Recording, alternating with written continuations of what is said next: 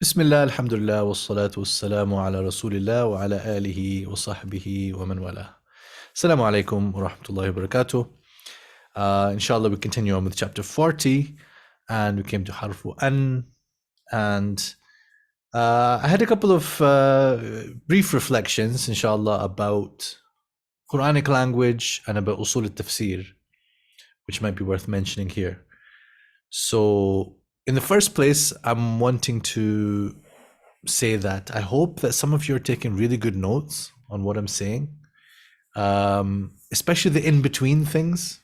So we're recording it all. That means that if not you, then qawman akharin can undertake that. But as I told you, sometimes there are concepts that have become fairly familiar to me, and I don't necessarily get the opportunity to say them out loud, because it's only when I'm teaching that suddenly it becomes worth saying certain things out loud. And then you realize, well, this is the kind of thing that ought to be in a book sometimes, right? Muhammad here, he knows sometimes I say to him, "Uktub hadha bima'i dhahab." And it's the sort of pompous thing that I say when I realize that what I'm saying right now is the kind of thing I would have loved to have read in a book, but that book does not exist. فهمتم?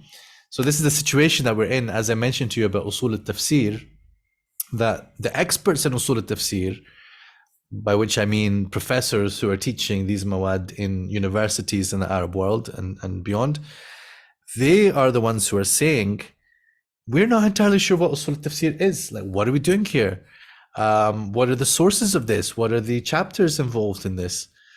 And if you compare it with I'm not saying it should be the same thing, but the Western concept of hermeneutics, because I tend to translate usul al-tafsir as hermeneutics, because you've got tafsir, which is the exegesis, the actual explanation part, and then you've got the usul, the principles underpinning interpretation, which in English we refer to as hermeneutics. But Western hermeneutics has been through a journey which started with the questions around Bible interpretation and then moved on more generally to the concept of interpretation and of understanding. How do we understand things, particularly texts? And that is a concern that's much broader than the Bible. So, there's also been certain conceptual shifts in that process. It is not so technical as what we are talking about when we're talking about usul al-tafsir. It's not so specific and related to the scripture. Like, for example, in very broad terms, I'm saying here, and I'm not an expert on hermeneutics in the Western context, but they talk about something called the death of the author. And the death of the author basically is the idea that it's not really about what the person who wrote that text meant by it, but meaning is something that we negotiate as readers. And we shouldn't really hope or claim to be able to get to Murad al-Mu'allif. And I went to Murad because that is actually central to the notion of tafsir, how we understand tafsir, right? So as I was laying out to Muhammad recently, and I said, look, these are the kind of things that could be considered at the moment as like usul al-tafsir, right? So we already kind of don't have many really good writings on usul al-tafsir as a subject. There are some things that we can pick up and read and benefit from, sure, but are they doing the job right now? That's another question. But then there's also things that they don't really take on as part of their subject, which probably should be. So they are things that I would actually call usul al-tafsir, but because they're not in the books of usul al-tafsir, it's almost like I'm going one level meta above that or below that, however you want to look. That's usul al-tafsir. Like a question of, what is meaning, right? What do we mean by meaning? So, for example, a basic conception in tafsir is that, first of all, there's the speaker. And let's say here we're specifically meaning the divine speaker, من صفاته تعالى أنه متكلم من صفاته الكلام, right? And that's not going to be the same as for us, but just as a conceptual notion, Allah subhanahu wa ta'ala intends to convey a certain meaning. So there's a meaning that in a way exists prior, at least conceptually prior. There is a bit of a problem with saying chronologically, like for example, we think of something and then we say it. For God, it is problematic to posit time shifts, right? So what we mean is conceptually prior, that he has a meaning. And this relates to what we mentioned before about عند المتكلمين, they talk about kalam nafsi or something like this, right? That's a way of describing, or making sense of the notion of kalam in theological context.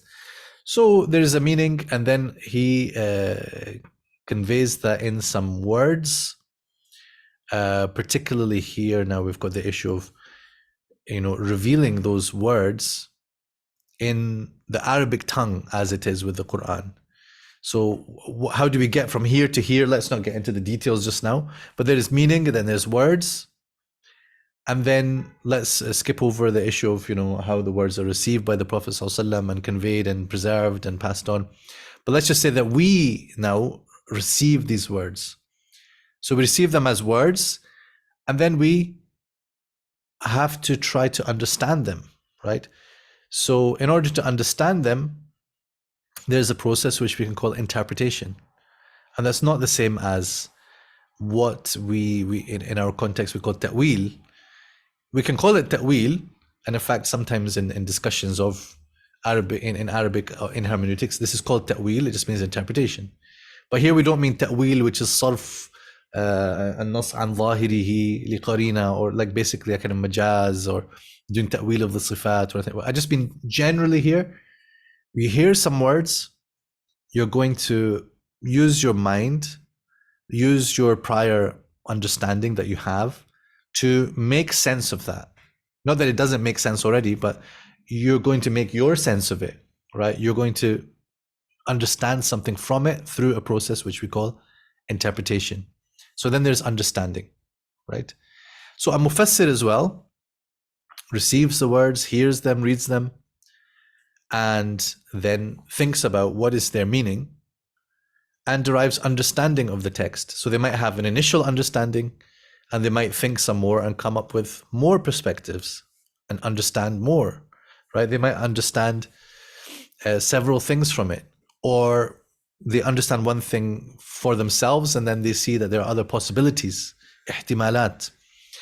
So then after having understood certain things, the mufassir will go then to explain along the chain here, explain to others, right?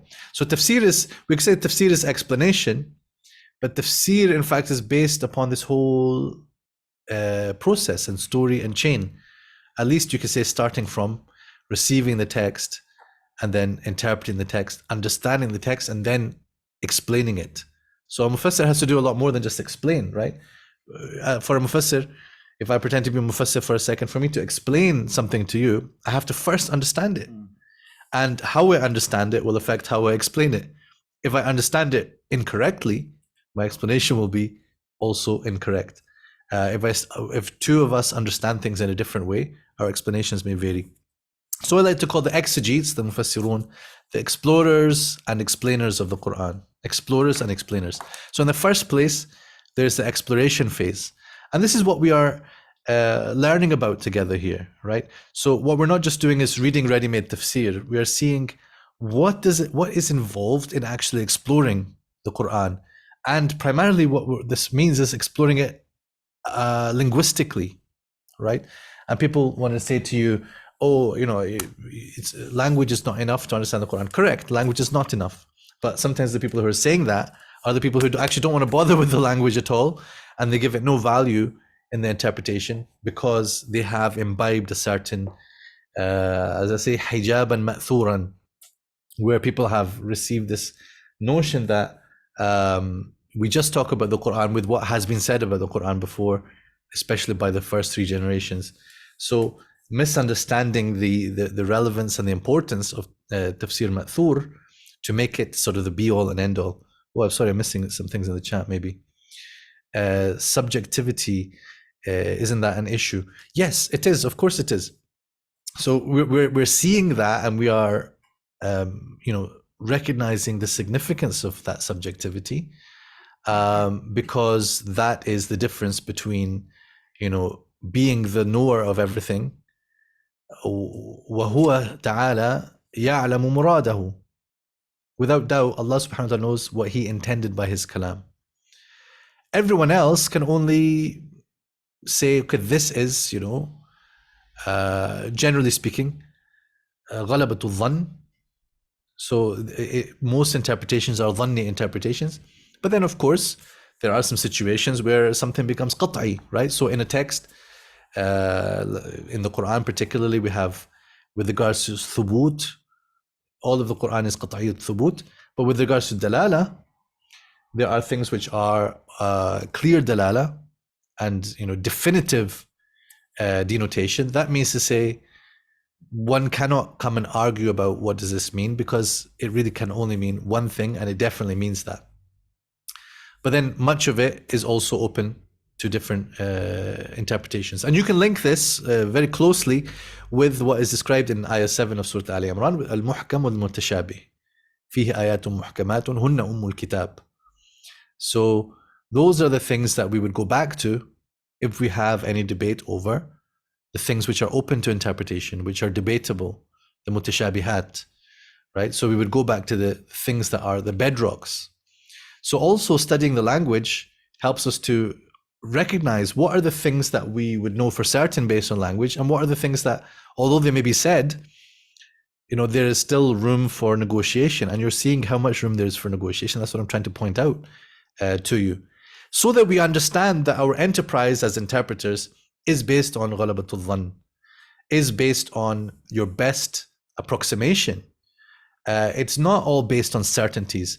And the problem sometimes with people assuming that things are based on certainties is that when one of those things is questioned, their whole world is destroyed, because they didn't understand how the process of building upon probabilities, high probabilities, best interpretation, al-awjah wal-aqrab, right?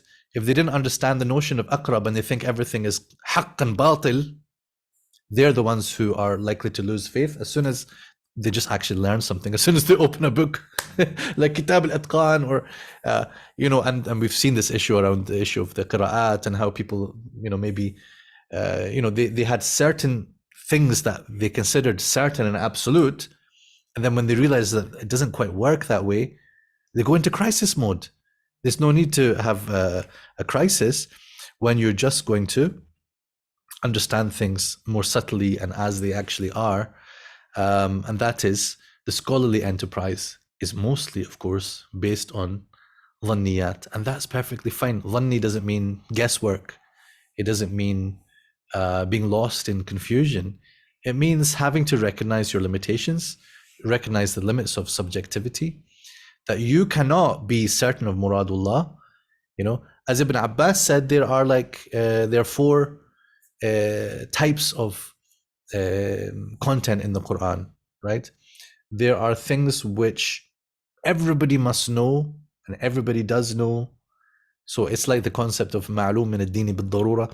It's like nobody can doubt or be unaware of these facts, La ilaha illallah, whatever occurs in the Quran and beyond. Then there are things which are known to everybody who knows the Arabic language. You see, he already kind of understood, you would see from here, that there will be Muslims who don't know the Arabic language.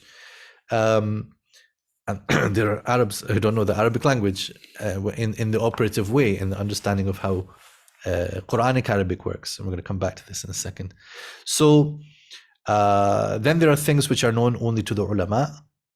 So again, some people get upset at this and they say, isn't the Quran clear?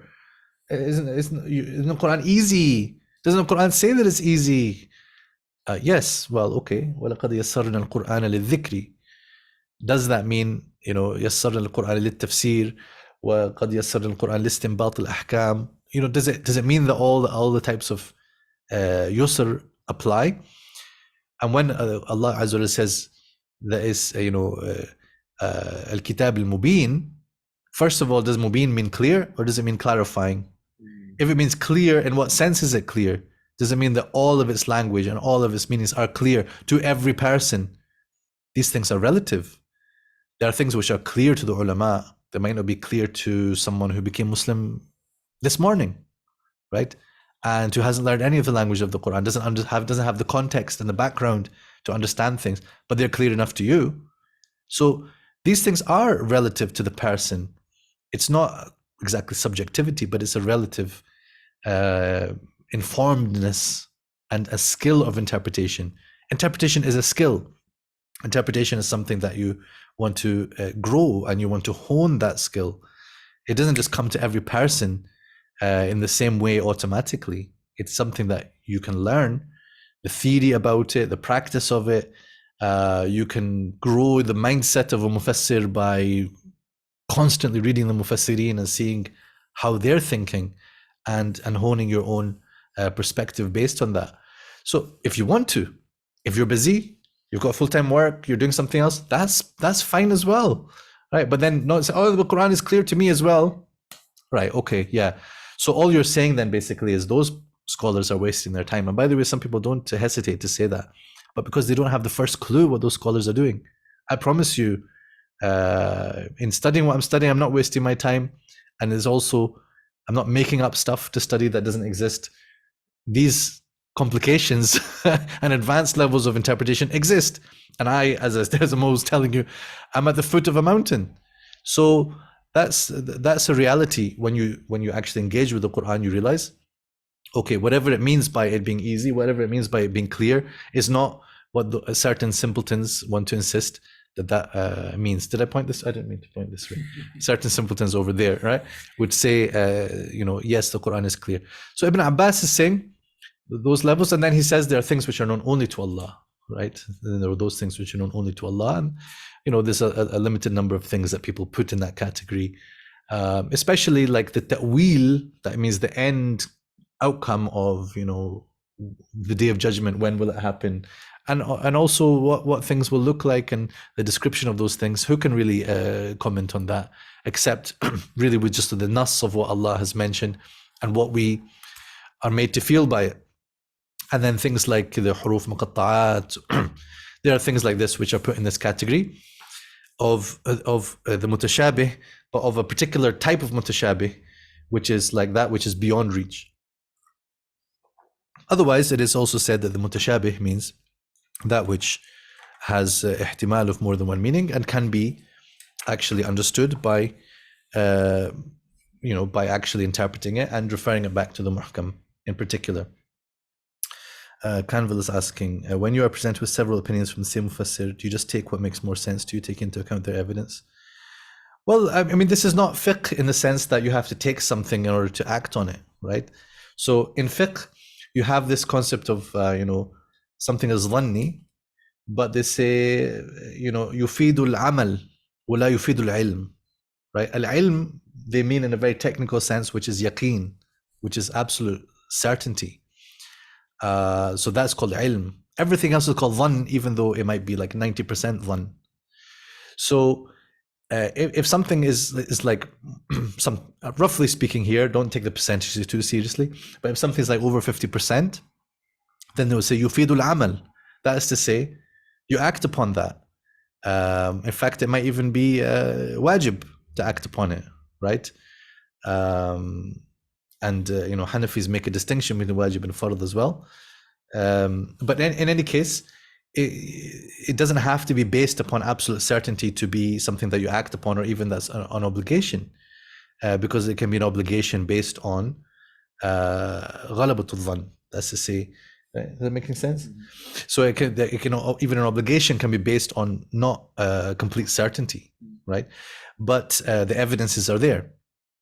But then the scholars might differ on that obligation. Some say it is obligatory, some say it's not obligatory, for example, because they can differ. Why can they differ? Because the evidences are not certain the evidences admit for some wiggle room. So in tafsir, we're not facing the same thing. Like, do you have to believe one or the other opinion? In most cases, if there's no amal based on it, that's fine. Take this view, take that view. That's just how you're inclined. But who's asking you? What is the correct view? If you are teaching tafsir, you can just say, these are the opinions. You can mention however many you want. You can mention just one if you want. But it is good practice, really, to let people know there's more to it. Because, if you present one opinion, then people will understand from that it's a matter of ijma', right? Again, it's a bit of a simpleton's understanding of what you're doing. You could present one opinion just because it's the easiest or the clearest. That's fine. But many people, when they hear one opinion, they will just think that is the only opinion. And then later on, when they hear something else, they say, oh, no. What I heard from my teacher is this. And then they'll think that you, the teacher, were telling them that there was ijma' on this point, even though you didn't say that, right? It's not your fault, except you could have maybe taken another strategy to say, the view that I find best in this matter is the following. So yeah, this is just like I'm taking a moment to reflect on what we're doing, what we're looking at. Quranic language, I was going to say a little bit more about, just to point out that, is there such a thing called Quranic language? Lisan al-Qur'an, something like this. You could talk about that. But, in explaining anything that's going on in these linguistic features of the Qur'an, we have recourse to the Qur'an itself, and there may be recourse outside of that to other shawahid, and we saw that especially in Masail ibn al-Azraq, or where they talked about in this dialect it means, in that dialect it means. It means that you're appealing to the usages of the Arabs, right? So apart from that, it could be that in the Quran, there's a particular usage which is different from the way that the Arabs tended to speak, right? So that argument can be made sometimes. Sometimes we'll find a word, a harf, for example, that comes just once, right? Is that the case with lata? We're going to come to lata. I remembered it because the next audio ends at lata, right? So you have walata hina manas. Is there any other lata? I mean, there's lots of salata. The search is a bit affected by that. And if you type walat, you get ulat. Okay. So anyway, when something occurs only once, it's hard to then compare it with other usages in the Quran. But when you have multiple occurrences in the Quran, you can start to build up a pattern. You can start to say it's used in this way, and this is the rule regarding it. Because then the Quran is the clearest evidence for that, right? It's clearer evidence than a line of poetry that might have been mahfuz, that might have been muharraf, might have been mustana', right? You can't be so sure about these lines of poetry. Things that ended up in dictionaries, what are they going to base it on that's really as strong as referring to the Quran itself? So where possible, we look within the Quran to look for patterns, but you can't always do it, right? So these are some of the challenges. The last thing I wanted to raise here is, as I'm saying, we are covering usul al-tafsir, and if you're making good notes, like on the stuff that I'm saying here, for example, then we might be able to turn it into those books that you're saying, oh, it'd be nice to have those books in English. I agree with you. It'd be nice to have those books. But those books in English are not going to be based on the books that we currently see in Arabic, because they're not talking about quite these conceptual issues in that way. I have no doubt that those scholars are very aware of those conceptual issues, but it's just that what authorship in Usul al-Tafsir looks like is not like this. I'm writing a book in Usul al-Tafsir, as I told you, which is based on my thesis. It's called Explaining the Quran Through the Quran. So I'm taking a chunk of the usul al-tafsir that are pertinent to tafsir al-Quran bil-Quran, and then I'm addressing that, and I'm doing it in a way which is intended to make sense to a general, typically academic audience, but also to an educated and mutaadduk, Muslim population, which will enable them to see usul al-tafsir written in a different way. And I've tried to also recreate some of the format that we use in typical usul al-tafsir, because we have something called qawaid al-tafsir as well. And there's been a bunch of discussion on qawaid al-tafsir and what are they and how are they written and what qualifies for a qaida, etc. But what I've done so far, I just did it for one of the chapters about authority. I have a chapter about the concept of authority, the principle of authority in tafsir al-Quran bil-Quran. And at the end, I've compiled, I don't know, what was it, 7 or so qawaid, which I wrote in English. And that's based on all that I said before that, right?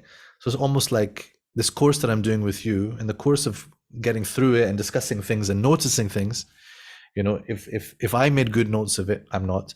If you made good notes of it and you can share them and we can work together on it, we can extract what are the qawaid that I mentioned explicitly or that I've alluded to that we need to maybe then think, how do we word this well? Because it's not necessarily qawaid that you already find in the books of usul al-tafsir. This is the crucial thing I'm saying to you. The qawaid that I wrote basically were brand new. And when they're in English, they look like, kafir stuff, right? When I translated them to Arabic, suddenly, they shone brightly like the moon. They looked like haqq, and I showed them to our Sheikh, Dr. Abdurrahman al-Shihri, وَأُعْجِبَ بِهَا. And he just gave me some very brief feedback. His feedback was, Ya salam, which I take to be a good thing. He said it a few times while reading it. So there is mileage in this, right? And that's writing things almost in the classical style of writing qawaid of tafsir. But what we're doing here in this, I'm not giving you just like a list of qawaid. That's what, maybe we can turn this into something like that, but we're on a journey here. We're on a journey actually of carving out a field or new directions in the field. Not radical, weird directions, but actually just trying to say, let's look at the enterprise that our scholars have been engaged in, and how do we understand that, make sense of it in a way that empowers us to then be the next generation or create the next generation of genuine mufassirin who proceed on the basis of ala basiratin, from a position of full clarity, right? How do we do that? Not by just repeating these musallamat and rules of thumb and received wisdoms, and I find it very difficult. Like just recently I was asked to go and teach a course in Ulum al-Qur'an, and I just know that they want it to be kind of like just based on one of the existing books, and I can't do it because I engage very critically with the books, lovingly. My criticism is based on saying, let's figure this out together. I want to use what they've written. I'm not criticizing Imam al-Suyuti's book. What I'm saying is, how do you understand what's going on here, and not just like, I'm just going to say every in the Quran is for inkar. I read it in a book. It must be true, right? We've got to say, hold on a second, huh? Right. If one of you helps me to understand how every in the Quran is for inkar, or what the qaid is supposed to be of that from the last lesson, you remember? Fine. Then I will say it. But until I understand it, I'm not going to make it come out of my mouth, except in the context of, this, we're doing sama' of this book. So we'll cover everything. But I'm not going to then just go around saying every in is for inkar. If you say in, I say inkar, right? We're not going to do this, which is what still happens, of course, in many fields, and in this field where people it is rare to find people who are actually engaging with tafsir in any deep way, meaningful way, let alone a critical way. Unfortunately, I'm not saying that to make you, and tazhadu fil ulama, go to the ulama, benefit from them, and I'm trying to add something where I can.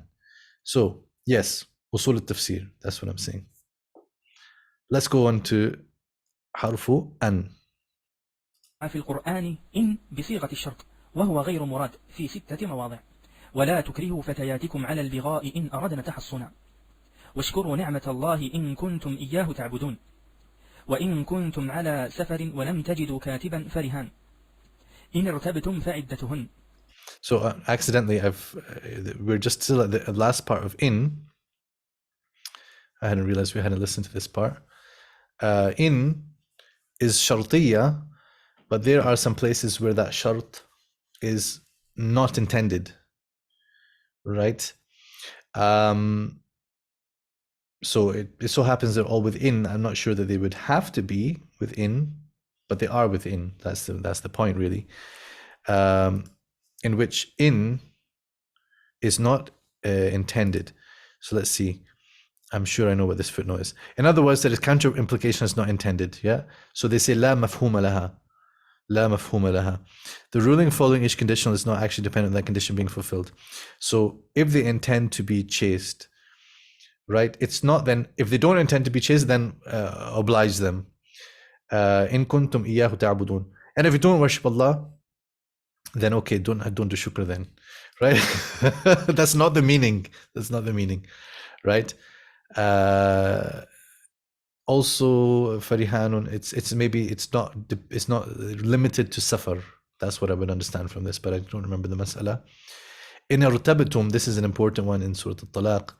Those who have, they ya'isna min al-mahid, so those who no longer menstruate, or what is mentioned just after that, those who do not menstruate, right? Whose menstruation did not onset, right?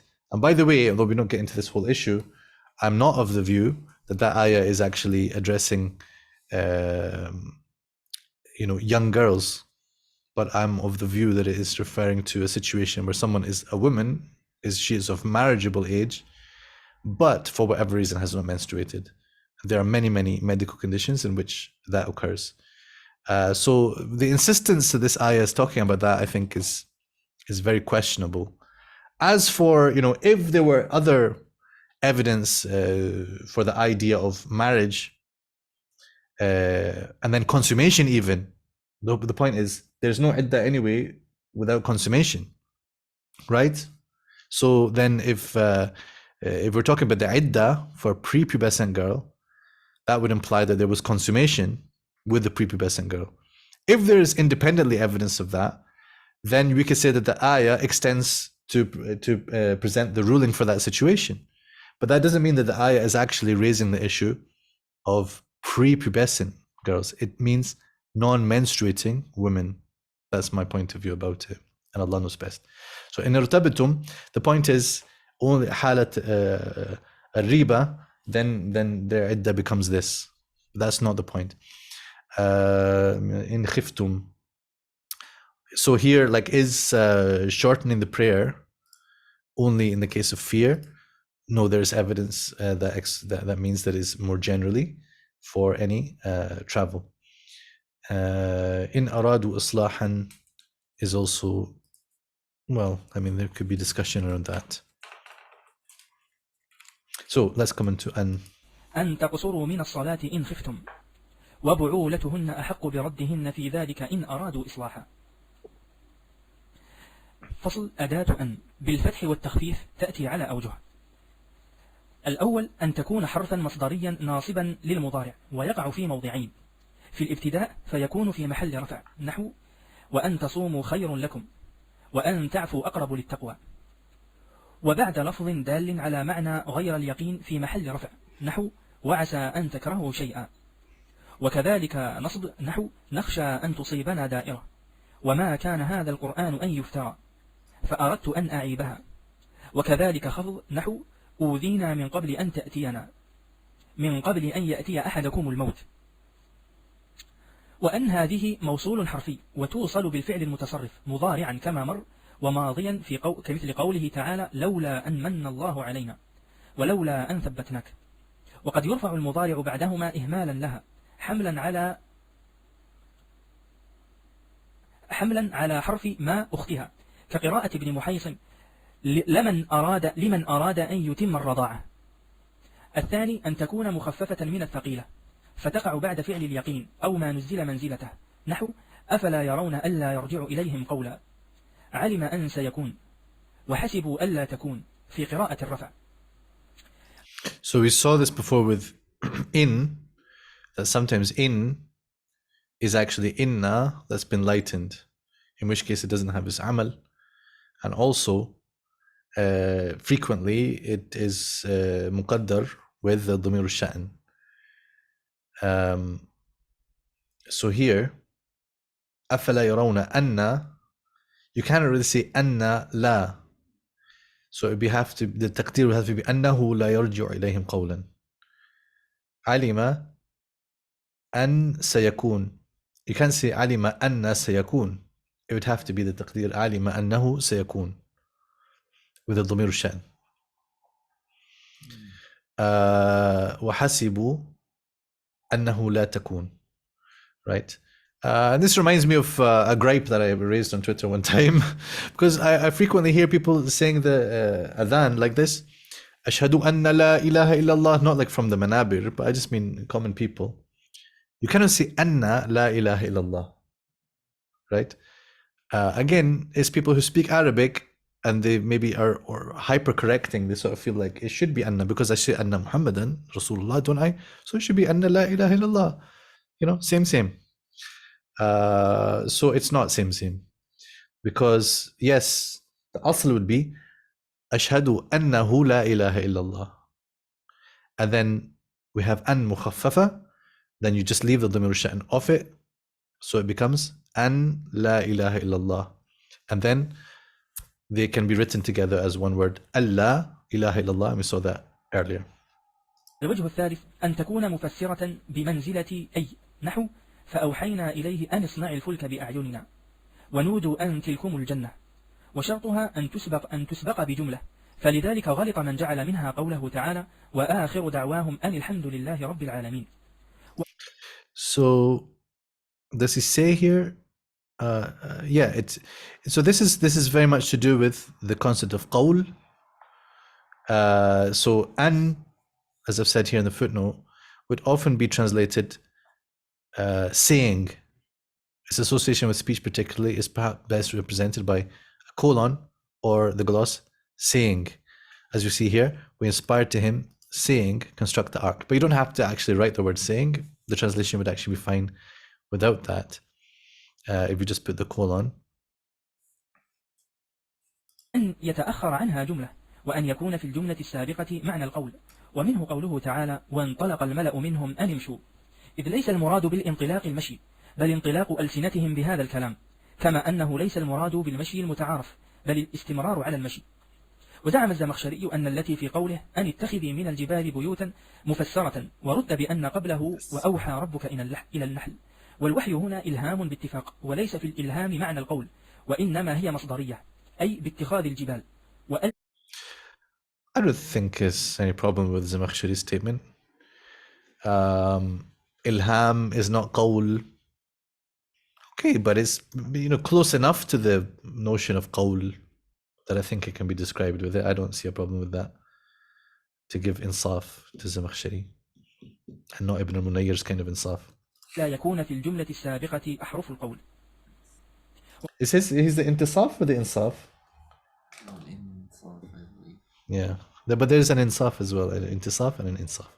قال الزمخشري في قوله تعالى ما قلت لهم إلا ما أمرتني به أن اعبدوا الله، إنه يجوز أن تكون مفسرة للقول على تأويله بالأمر، أي ما أمرتهم إلا ما أمرتني به أن اعبدوا الله. قال ابن هشام وهو حسن، وعلى هذا فيقال في الضابط ألا تكون فيه حروف إلا القول مؤول بغيره.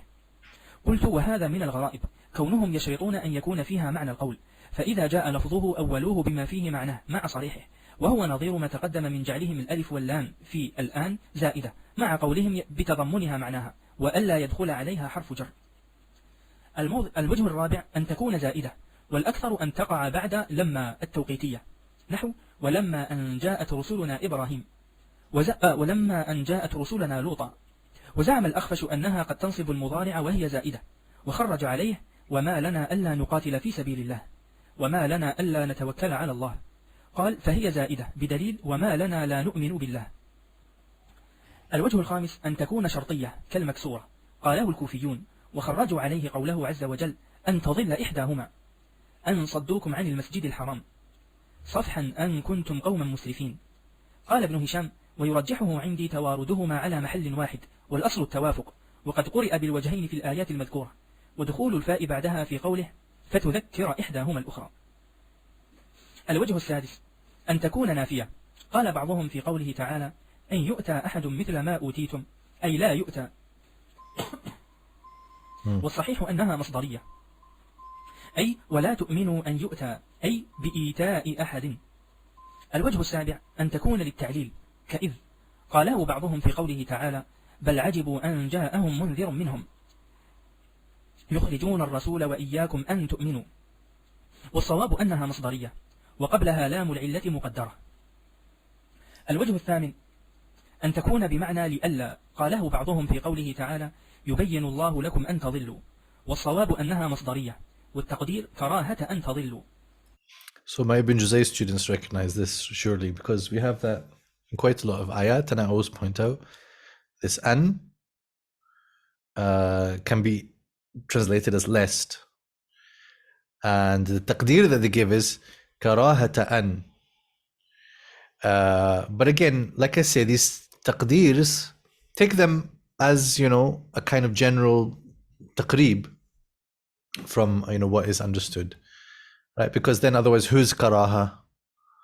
You know, who is the one who is worried about this? Or, you know, the point is just avoiding that. فصل أداة إن بالكسر والتشديد تأتي على أوجه، أحدها التأكيد والتحقيق وهو الغالب، نحو. So we have, of course, inna wa akhawatuha, and then people's tendency is they want to translate inna as indeed, right? So my friend Sheikh Salman Nasser, he calls them indeed wa akhawatuha. All these indeed and verily and truly and surely and absolutely and certainly. This is indeed wa akhawatuha. So generally speaking, inna does not have to be translated, right? The manhaj that we follow in the Bayyinah translation is that we are very concerned about tawqeed. We pay a lot of attention to it, whether it be by harfu tawqeed or it's by some taqdeem of something, ma haqquhu at-ta'khir. You know, so we look at these things and then we think, how can we make the sentence in English carry the effect of that tawqeed, right? In English, is it normal for us to start a sentence that we really want to emphasize by saying, indeed, I am going to the shops? In fact, indeed, we use along the lines of bal, and I mentioned this to you before, we haven't come to bal yet. But if someone said to you, you're not going to the shops, are you? Bal ana dhahib. I would say, indeed I am. Indeed I am. So indeed is perhaps more useful for bal than it is for inna. There might be some circumstances where you need a word for it, but for the most part, leave it off, because it doesn't make for very fluent and normal sounding English, and makes for this very artificial kind, which is not Quranic. It's just what's come to be the norm in English translations. إن الله غفور رحيم إنا إليكم لمرسلون. قال عبد القاهر والتأكيد بها أقوى من التأكيد باللام. قال وأكثر مواقعها بحسب الاستقراء، والجواب لسؤال ظاهر أو مقدر إذا كان للسائل فيه ظن. فيه ظن, or sometimes people say inkar. If you emphasize something, the kind of in Balagha they talk about the need for emphasis being in response to some stated doubt on the part of your listener, or some assumed or implied doubt on the part of the listener. So why do I need to emphasize something if the matter is clear? I don't have to say, verily I'm going to the shops. But maybe if you've been lazing around all day on the games console, and nobody would ever think that you're going to the shops, and you say, truly, you wouldn't say it like this, but I am actually going. For my doubters and my haters, I'm actually going out the door right now. Right? That's me doing forms of emphasis. Why? Because there is some doubt which has been expressed or assumed on my part from the people who are going to hear what I'm going to say. So I need to emphasize it.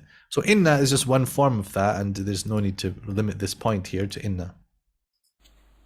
الوجه الثاني التعليل، أثبته ابن جني وأهل البيان ومثلوه بنحو قوله تعالى: واستغفروا الله إن الله غفور رحيم، وصل عليهم إن صلاتك سكن لهم، وما أبرئ نفسي إن النفس لأمارة بالسوء، وهو نوع من التأكيد. Jamil. Look how important this is, look how subtle this is, look how powerful this is. So many places in the Quran, inna is actually for ta'leel. What should the translation be? Oh, not indeed. Oh my God. Because I literally But look, that's probably because I'm trying to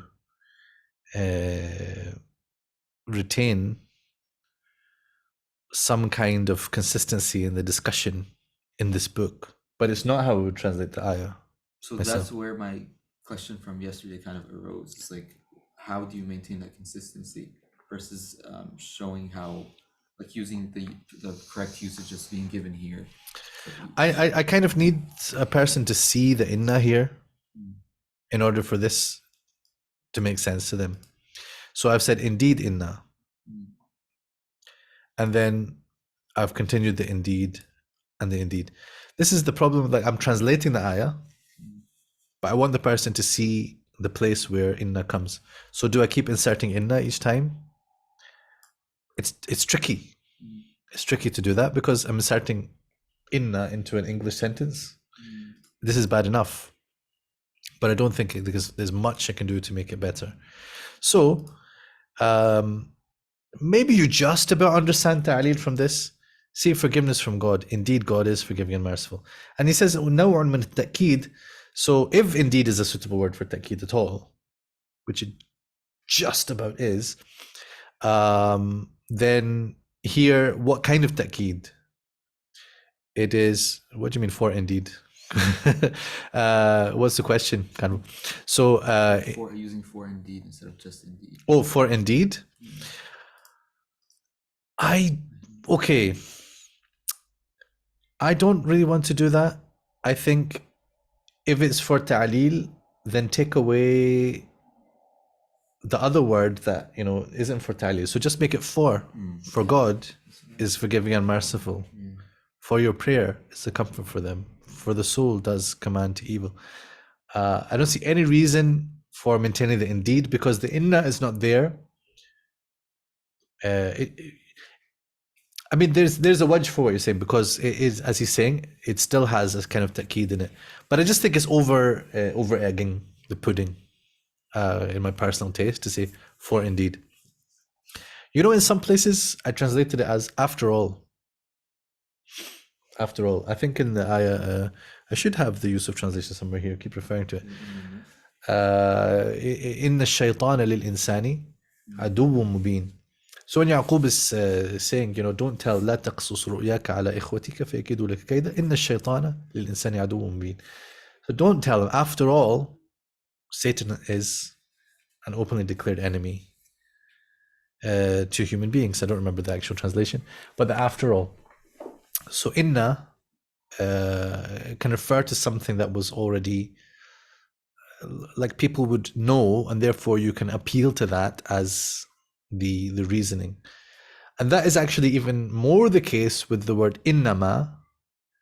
And I'm not sure if he will say this, but it's a very nice latifa from Ibn Ashur you can read under, where he talks about إنما المؤمنون إخوة. He talks about it very nicely there. What I understood from him in Surah Al-Hujurat, what I understood from him is إنما is saying like, after all, and almost like, as you know, right, as you should recognize, the believers are just brothers, right? The believers are brothers to each other, right? Right. The third usage. الوجه الثالث بمعنى نعم أثبته الأكثرون، وخرج عليه قوم منهم المبرد قوله تعالى إن هذان لساحران. No. إن. That's what we, نحن فيه. Right. So in the reading of إن هذان, which is the reading of the majority of the 10 readers, one of the explanations, إن means نعم. So it's نعم هذان لساحران. It's just one of a number of explanations. Okay. Let's go to أنا. No, not أنا. أن. فصل. أداة أن بالفتح والتشديد تأتي على وجهين، أحدهما أن تكون حرف تأكيد، والأصح أنها فرع المكسورة، وأنها موصول حرفي تؤول مع اسمها وخبرها بالمصدر، فإن كان الخبر مشتقا بالمصدر المؤول به من لفظه نحو لتعلموا أن الله على كل شيء قدير أي قدرته، وإن كان جامدا قدر بالكون.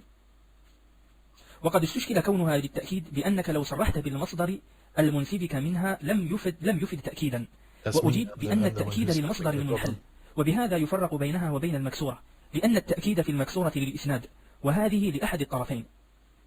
الوجه الثاني أن يكون لغة في لعل، وخرج عليها قوله تعالى وما يشعركم أنها إذا جاءت لا يؤمنون، في قراءة الفتح أي لعلها. Okay.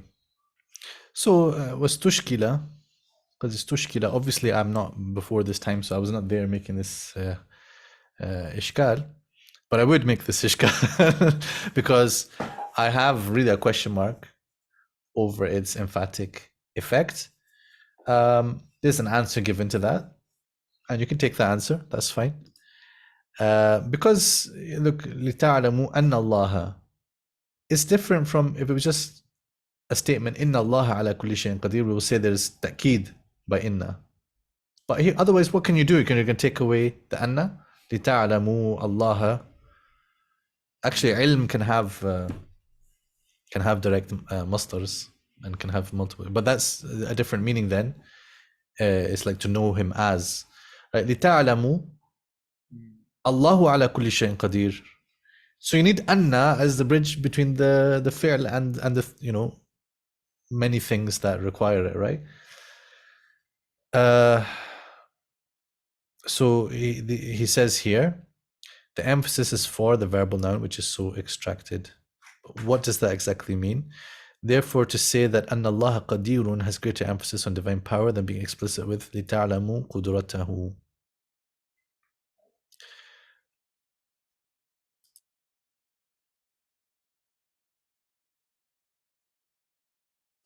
So, well, what we can say here, let's take that and just say, if you're investigating which wording, if you want to say, why is it worded this way and not that way, or in this ayah it's like this, in that ayah it's like that, you're comparing, then it may be said, أَنَّ اللَّهَ عَلَى كُلِّ شَيْءٍ قَدِيرٌ is more emphatic than لِتَعْلَمُوا قُدْرَتَهُ. So we can take that. But generally, to say anna is just the fatha equivalent of inna. فيه ما فيه. So في النفس منه شيء. he said there's a bayad after. Did you want to indicate that? Where's the bayad? After nahu, so I think it would be taken as implied. Oh, okay. أي قدرته وإن كان جامدا قدر بالكون. Have I got any of that? Yeah, so you said to be this paragraph as implied. Oh, okay. نحو. ومثاله علمت أن زيدا أسد.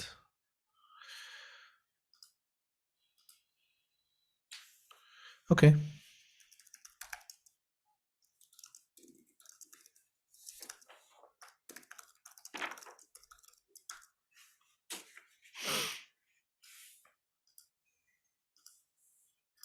Right. فصل. أداة أن اسم مشترك بين الاستفهام والشرط، فأما الاستفهام فترد فيه بمعنى كيف، نحو أن يحيي هذه الله بعد موتها، أن يؤفكون. ومن أين، نحو أن لك هذا، أي من أين قلتم.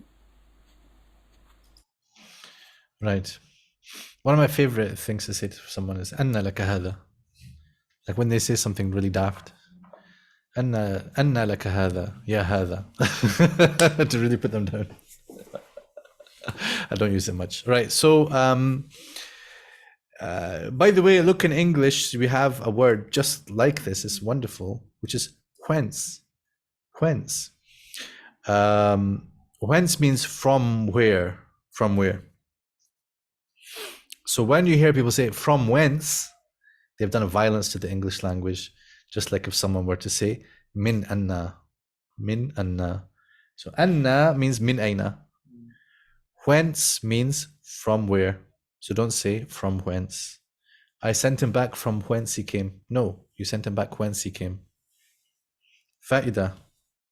Hashtag. إنجليزية. أن هذا أي من أين جاءنا. قال في عروس الأفراح: والفرق بين أين ومن أين أن أين سؤال عن المكان الذي حل فيه الشيء، ومن أين سؤال عن المكان الذي برز منه الشيء.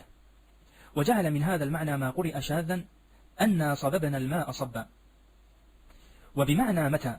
وقد ذكرت ذكرت المعاني الثلاثة في قوله تعالى: فأتوا حرثكم أن شئتم. وأخرج ابن جرير الأول من طريق عن ابن عباس، وأخرج الثاني عن الربيع بن أنس واختاره، وأخرج الثالث عن الضحاك، وأخرج قولا رابعا عن ابن عمر وغيره أنها بمعنى حيث شئتم. واختار أبو حي. Right. What is being said here about أن صببنا?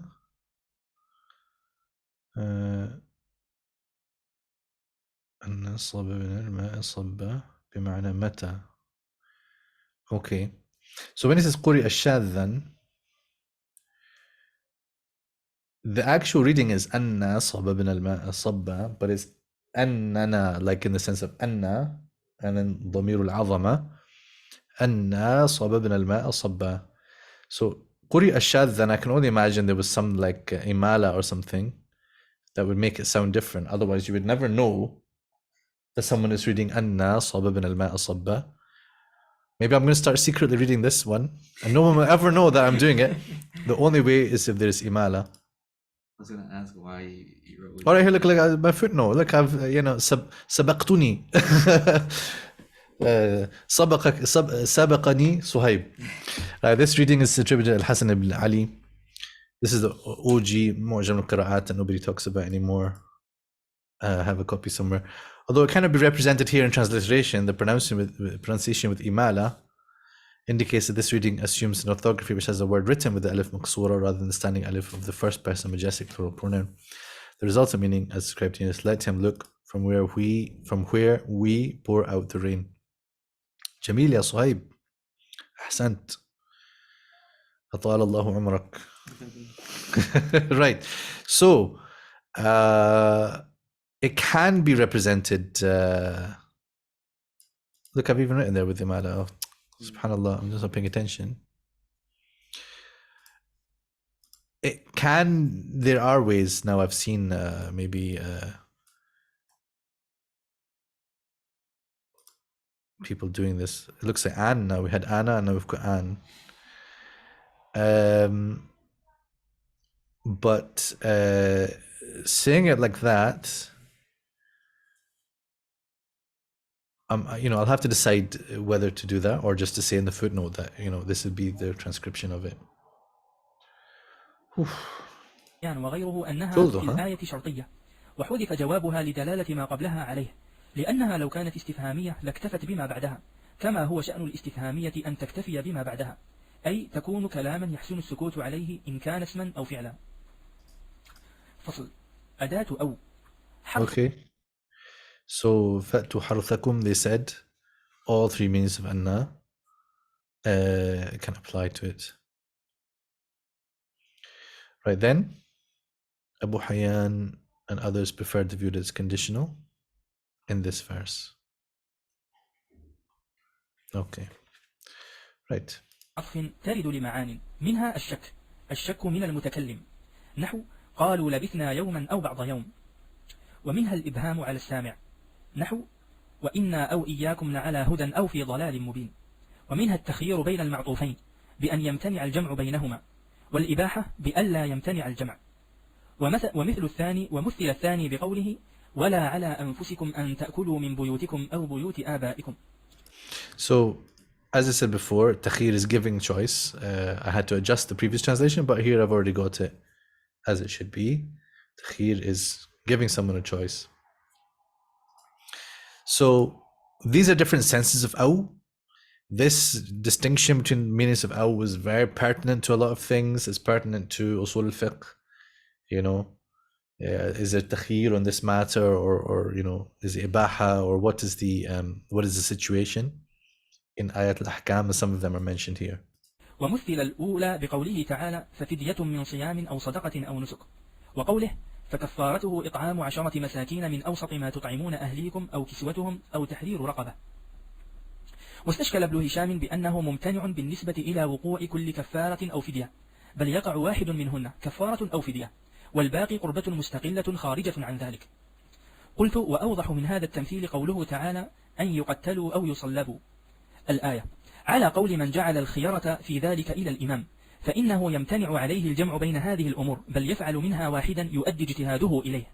What's bothering you? He combined wastashkala Oh. by Ibn Hisham, so he made instead of the jawab, he made the Oh, so there was something missed. He missed. Yeah, I was wondering where is the istashkala followed by a name. I got confused. Right. So it's been said. It could also be that there was saqt in the other edition, but we have it right in the translation, right? Yeah. The relevance of the last two verses of the question that it's not impossible to combine. Ibn Hisham responded saying it's indeed impossible, but a clearer example is this one.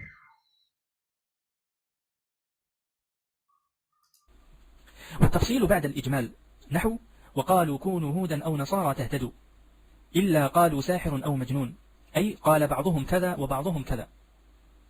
وتأتي بمعنى الإضراب كبل. وخرج عليه قوله تعالى وأرسلناه إلى 100,000 أو يزيدون فكان قاب قوسين أو أدنى. وقراءة بعضهم أو كلما عاهدوا عهدا بسكون الواو أو كلما عاهدوا عهدا. ومطلق الجمع كالواو أي ترد بمعنى مطلق الجمع كالواو نحو واو التراخي ها لعله يتذكر أو يخشى لعلهم يتقون أو يحدث لهم ذكرا. You have to have watched the previous videos, otherwise you'll say, why is he saying واو التراخي? There's no such thing as واو التراخي. Okay. Wait. What happened, huh? So here when he says ومطلق الجمع كالواو Right. نحو لعله يتذكر أو يخشى. So is he trying to say لعله يتذكر ويخشى?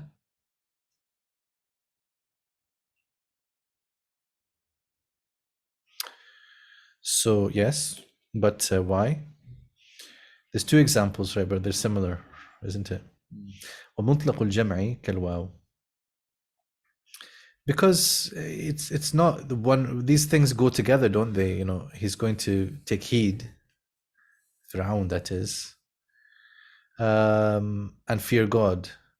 In fact, there's a kind of tarattub even. It's almost in the meaning of fa, isn't it? You could see. لعلهم يتقون أو يحدث لهم ذكرى. There must be different points of view about how to understand the أو here. But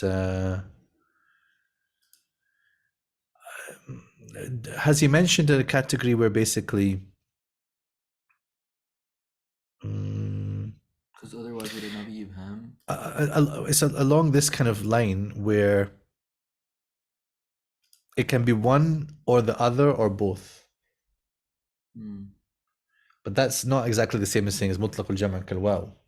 Waw is for both. But aw can sometimes be like exclusive items. Or, so for example, they say, and I know I can come back to Surah Yusuf because, you know, alhamdulillah, we spend some time pondering some of his language, where she says, عَسَىٰ أَن يَنْفَعَنَا أَوْ نَتَّخِذَهُ وَلَدًا. So it's like, عَسَىٰ أَن يَنْفَعَنَا, but then it could be just that, or it could be that and نتخذه ولدا. Or you could understand it as ينفعنا as a خادم أو نتخذ ولدا, which is separate from that. But some have explained it as like he could be, you know, a khadim to us, and then one day we even adopt him. So there's a discussion around, is it one or the other, or is one or the other, or both, or it could be both, or at least one of them. So that could be what's being said here, but that's not really the same as say mutlaq al-jam' kal-waw. So maybe what we'll do is we'll have a look at the tafasir to see how they explain this. So if you were to take it how it is at face value, would you translate it as or fear? Would it translate to or? Yeah. Well, the thing is, if you're really going to take it at face value that it's like the wow, we'll just say and. But do I really think that's what is intended? I'm not sure. I see. وبمعنى التقريب ذكره الحريري وأبو البقاء، وجعل منه قوله تعالى: وما أمر الساعة إلا كلمح البصر أو هو أقرب. ورد بأن التقريب مستفاد من غيرها، ومعنى إلا في الاستثناء ومعنى إلى، وهاتان ينصب المضارع بعدهما بأن مضمرة، وفرج عليها قوله تعالى: لا جناح عليكم إن طلقتم النساء ما لم تمسوهن أو تفرضوا لهن فريضة. فقيل إنه منصوب لا مجزوم بالعطف على تمسوهن، لئلا يصير المعنى لا جناح عليكم فيما يتعلق بمهور النساء إن طلقتموهن في مدة انتفاء أحد هذين الأمرين، مع أنه إذا انتفى الفرض دون المسيس لزم مهر المثل، وإذا انتفى المسيس دون الفرض لزم نصف المسمى، فكيف يصح دفع الجناح عند انتفاء أحد الأمرين؟ ولأن المطلقات المفروض لهن قد ذكرن ثانيا بقوله وإن طلقتموهن الآية، وترك ذكر الممسوسات لما تقدم من المفهوم، ولو كانت تفرض مجزوما لكانت الممسوسات والمفروض لهن مستويات في الذكر، وإذا قدرت أو بمعنى إلا خرجت المفروض لهن عن مشاركة الممسوسات في الذكر، وكذا إذا قدرت بمعنى إلى، وتكون غاية لنفي الجناح لا لنفي المسيس. وأجاب ابن الحاجب عن الأول بمنع كون المعنى مدة انتفاء أحدهما، بل مدة لم يكن واحد منهما، وذلك بنفيهما جميعا لأنه نكرة في سياق النفي الصريح. وأجاب بعضهم عن الثاني بأن ذكر المفروض لهن إنما كان لتيقن النصف لهن، لا لبيان أن لهن شيئا في الجملة. ومما خرج على هذا المعنى قراءة أبي: تقاتلونهم أو يسلمون. تنبيهات. So I wasn't paying full attention, I'll be honest with you. So is there any issues around this? Obviously there's a complication from a grammatical perspective that intersects with fiqhi issues. So there is a practical reason to make this clear.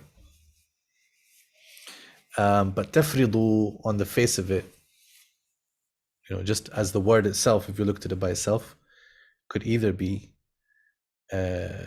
mansub or majzoom. So then you have to see what is its mawqi'. So this comes down to similar issues that are then raised in the next chapter around i'rab, how you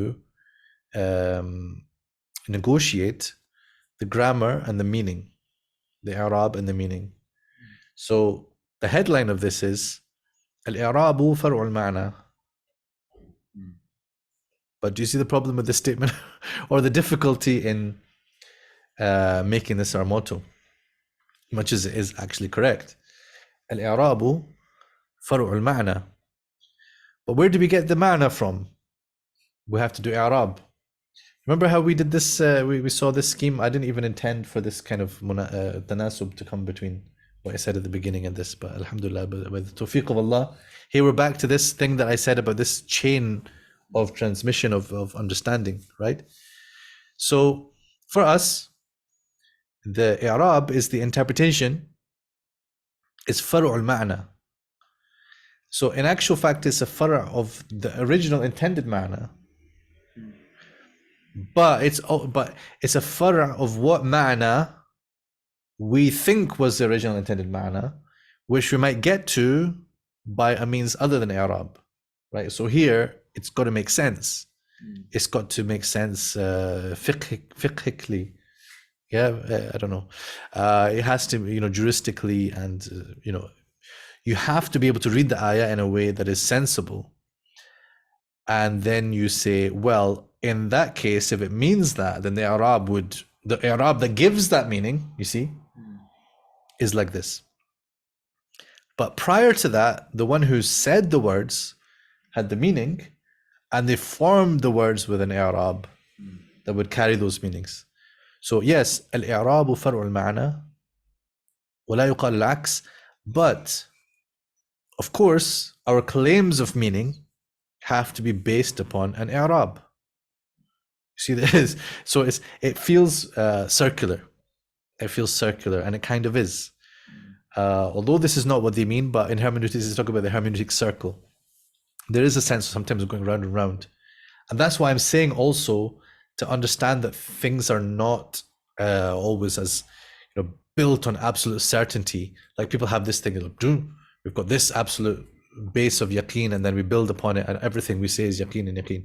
First of all, you understand that if we're using this model, sometimes this part is like 90% strong, and so you might have to pull out some pieces from here, like Jenga, and it can still stand. But maybe if you pull out too many pieces, then the thing crumbles, and you have to say, okay, let's rebuild, right? Because you don't want to just leave things in disarray. You have to rebuild. Say, you know what? This piece here, this was supposed to be down there. Astaghfirullah. We put it on the side. It was supposed to be in the center. This thing you put in the center. What? You put this here? This is supposed to be over there, or the last piece. So if we're using that model, let's call it the Jenga model. But then otherwise, if you think of this kind of circular approach, it means you've got to be constantly in negotiation, coming back and forward. It's a great life, the thinking life. You're always on your toes. You're always on the move. It's not like, just, take your certainty and go. That's what we do for Ammatun Nas. And so we should, make things, give them some happiness, get on with their many, many other challenges in life than tafsir, right? But for us, we have to recognize, okay, al-i'rabu far'u al-ma'na, and yet the evidence for the ma'na is the i'rab. What do we do when we come to, like I mentioned, the ayah of al-muhkamat wal-mutashabihat, وَمَا يَعْلَمُ تَأْوِيلَهُ إِلَّا اللَّهُ وَالرَّاسِخُونَ فِي الْعِلْمِ يَقُولُونَ. Okay, hold on a second. But some of them say, وَمَا يَعْلَمُ تَأْوِيلَهُ إِلَّا اللَّهُ وَالرَّاسِخُونَ فِي الْعِلْمِ يَقُولُونَ. Right? So some of them do the waqf here, some of them do the waqf there. Now, don't be so basic as to think what happens is the Qurra were transmitting it this way, that way. Some of them did the waqf here, some did the waqf there. Then people heard that, and then they did the interpretation. The Qurra themselves, they've got brains, And the Qurra, among them the Sahaba, were reciting this ayah according to what they understood. So if they thought that this ayah means, so not just in their own opinion that Allah, the Rasikhun know or they don't know, it's just a personal opinion. If they thought that Allah means that Allah and the Rasikhun fil ilm have the knowledge of this category of the mutashabihat, so that depends on what they think mutashabihat means. Remember I said it could be the things that are completely out of reach, or it could be the things that you can refer back to the muhkamat. If they understood from this ayah that scholars can attain to that knowledge, then they would want to recite وَمَا يَعْلَمُ تَأْوِيلَهُ إِلَّا اللَّهُ وَالرَّاسِخُونَ فِي الْعِلْمِ. And if they thought mutashabihat are, this refers to the category of things that one has no hope of ever knowing, except in Jannah perhaps, then وَمَا يَعْلَمُ تَأْوِيلَهُ إِلَّا اللَّهُ وَقْفٌ. بَلْ وَقْفٌ لَازِمٌ. Here bal is for ithbat, right? Bal waqfun lazim. Because they say, but here's the thing, like when you learn that waqf lazim, and maybe in your mushaf it says the waqf lazim there, what does it say here? different masahif place waqf lazim in different places, right? But let's see this one.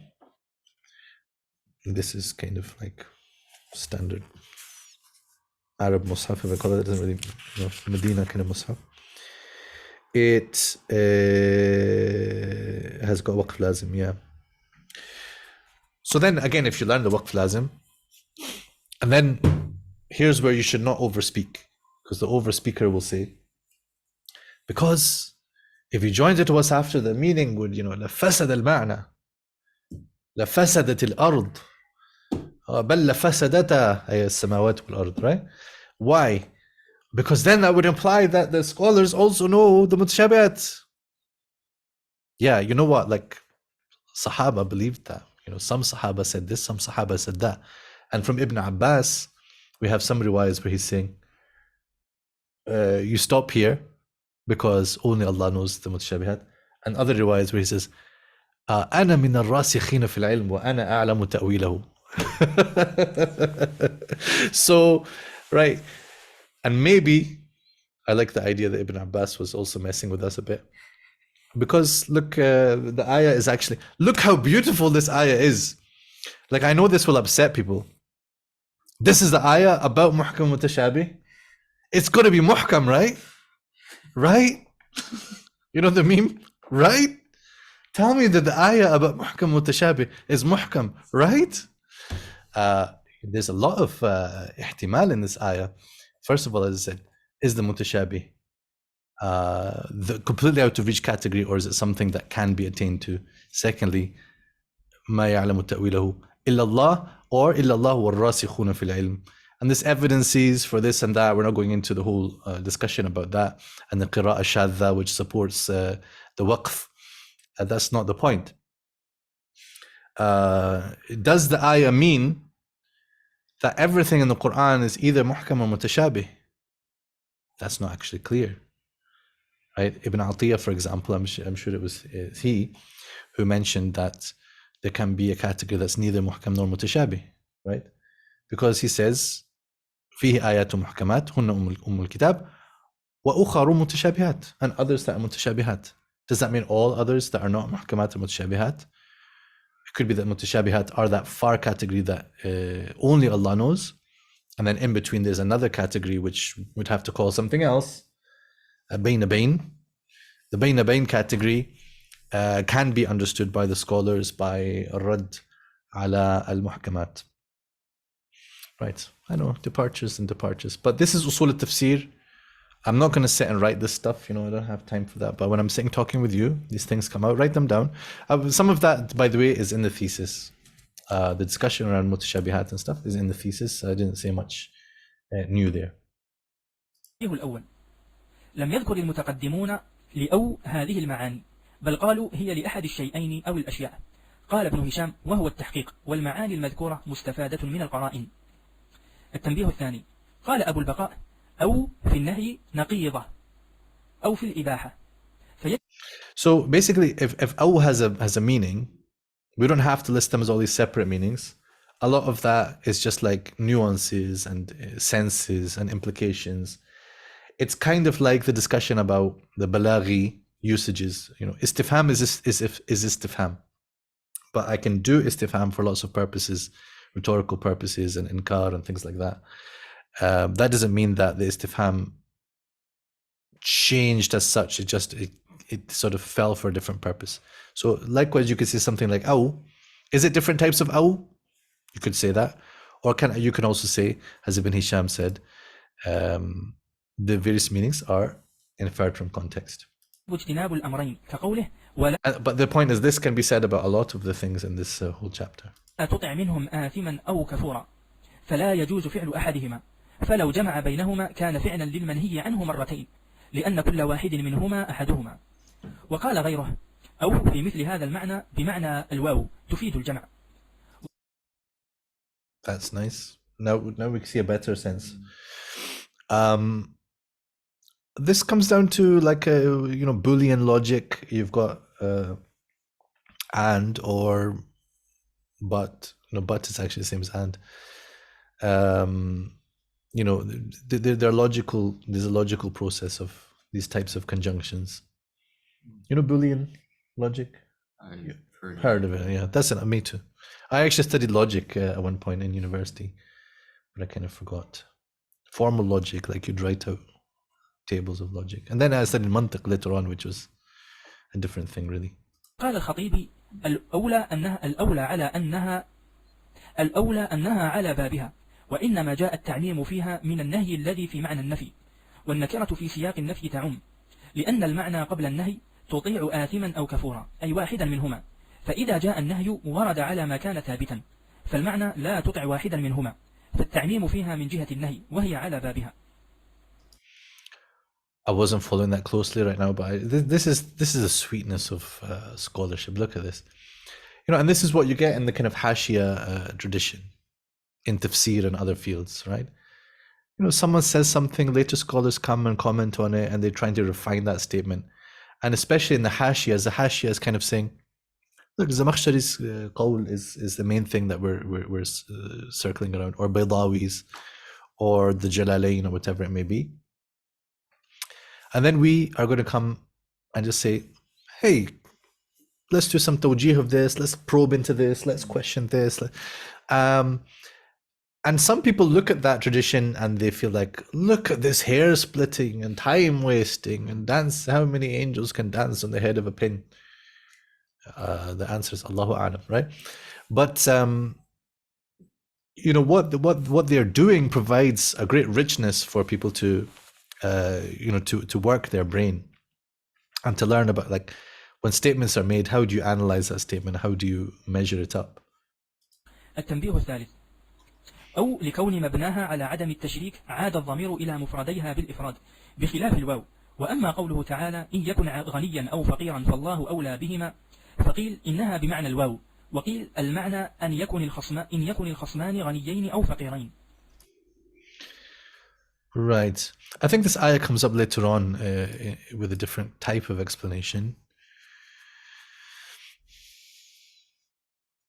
That is to say, إن يكن غنيا أو يكن آخر فقيرا. I think there's some discussion there about how this ayah works.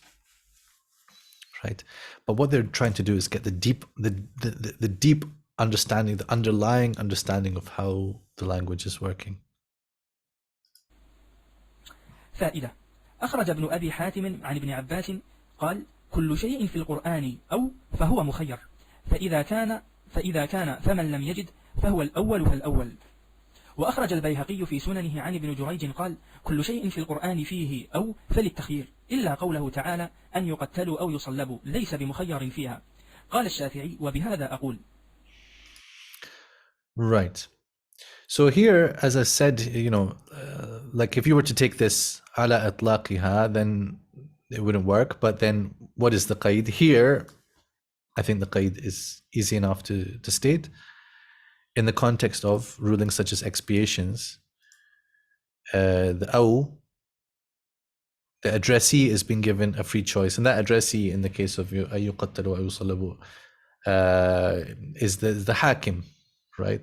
Because not everybody just does that, but it's addressed to the ruler to decide between these things. But in the other view here, which the Shafi'i endorses, this is not free choice.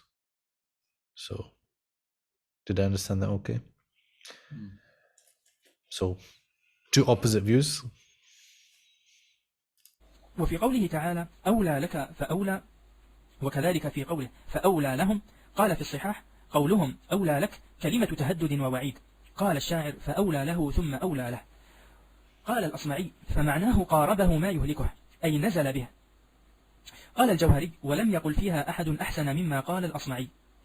وقال قوم هو اسم فعل مبني، ومعناه ويلك شر بعد شر، وحرف لك تبيين.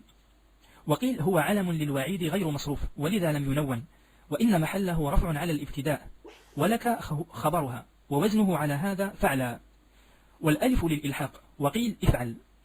وقيل بل معناه الويل لك، وأنه مقلوب منه، والأصل أويل، فأخر حرف العلة. ومنه قول الخنساء هممت لنفسي بعض الهموم فأولى لنفسي أولى لها. وقيل معناه الذم لك أولى من تركه، فحذف المبتدأ لكثرة دورانه في الكلام، وقيل المعنى أنت أولى وأجدر بهذا العذاب. وقال ثعلب أولى لك في كلام العرب معناه مقاربة الهلاك، كأنه يقول قد وليت الهلاك أو قد دانيت الهلاك، أصله من الولي وهو القرب، ومنه قوله عز وجل قاتلوا الذين يلونكم أي يقربون منكم. وقال النحاس العرب تقول أولى لك أي كدت تهلك، وكأن تقديره أولى لك الهلكة. Okay. Question, Mohammed? Yeah. What does I can tell from your breathing. It changes when you've got a question. with the edit being for analogy ilhab? What does he mean by it? Where? Alif with ilhab. And I said, I just don't even understand that.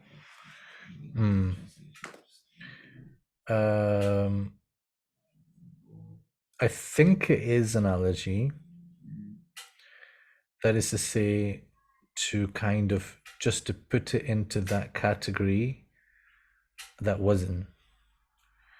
قد هو علم للوعيد غير مصروف ولذا لم ينون لأن محله رفع على الابتداء ولك الخبر ووزنه على هذا فعل والألف للإلحاق. I'll see what I'll ask Faisal Qasim about that. What do we call alif lil ilhaq? I mean, I wouldn't have just plucked that word from nowhere because it's not the obvious meaning of ilhaq, but it kind of is like to annex something to another, to put it in that category.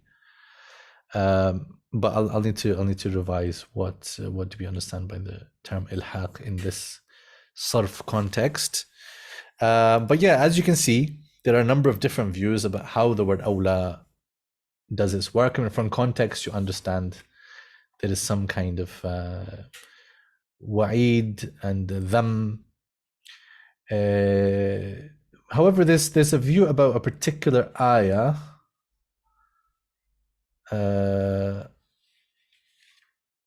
in Surah Muhammad, right?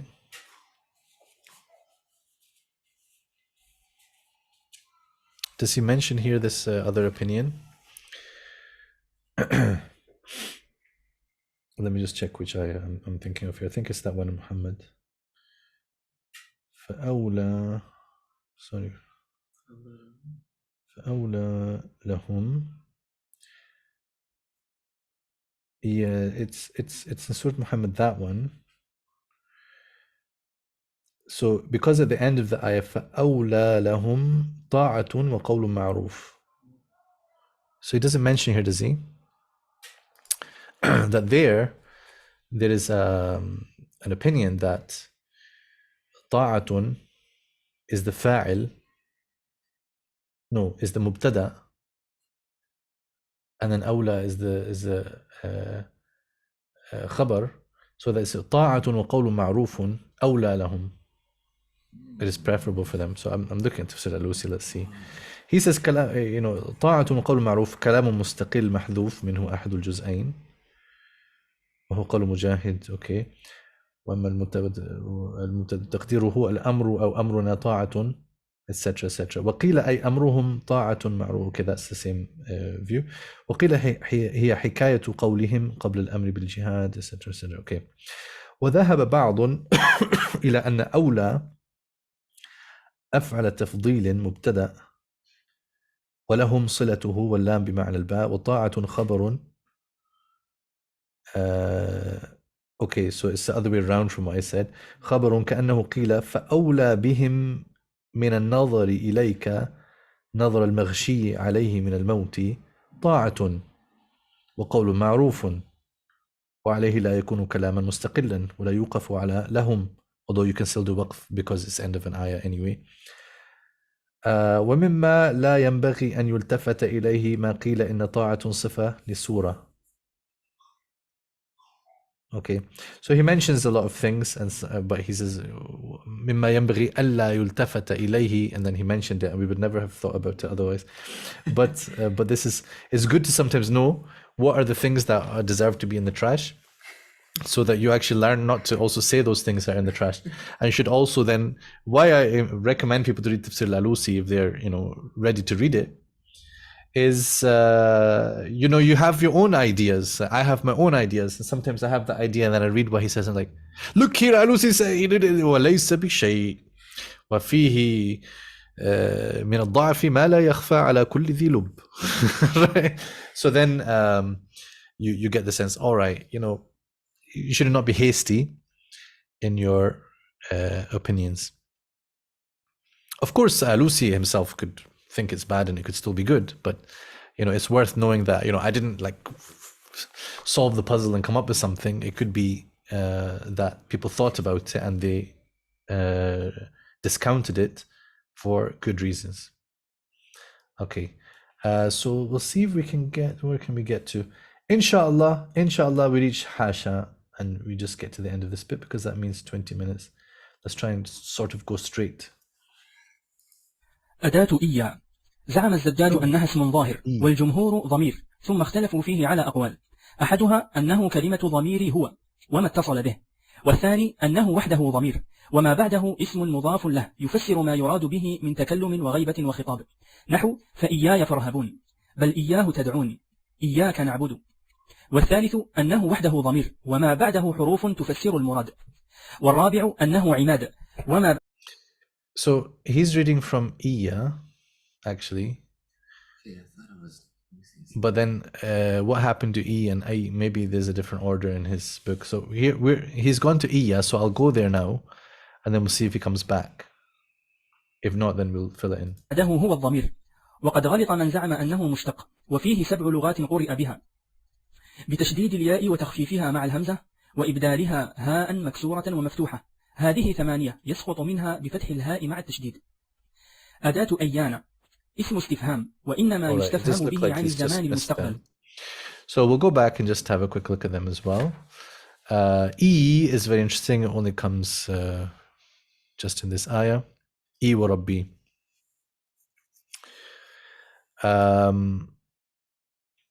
And only after a question, before an oath.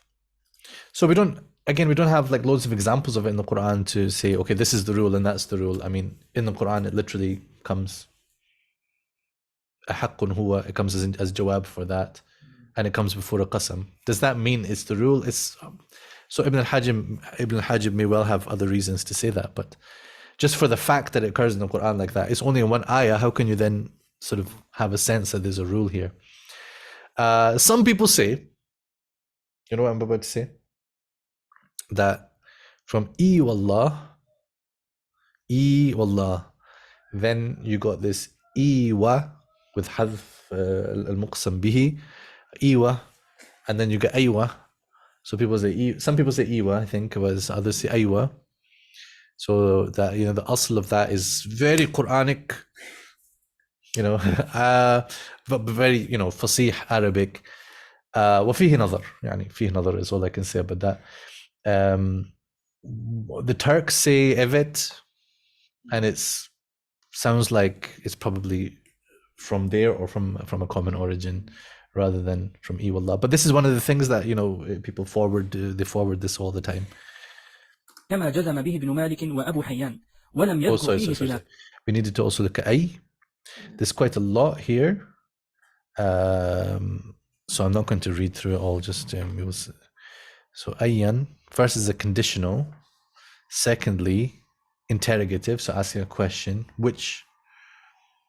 Right, so it's still translated which or whichever. If it is conditional, we might say whichever. Relative pronoun, those of them. Yeah, relative pronoun means like alladhina, etc. Or alladhi. لننزعن من كل شيعة أيهم أشد. أي الذي هو أشد. Right. However, Al-Akhfash argued. So there's some discussion around that. Zamakhshari interpreted as a predicate of an elliptical subject. هو الذي أشد.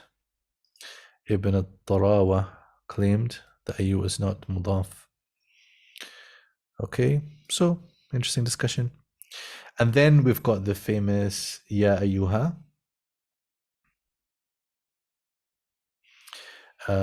وصلة إلى نداء ما فيه ال. Yeah, أيها الناس, because you can't say يا الناس.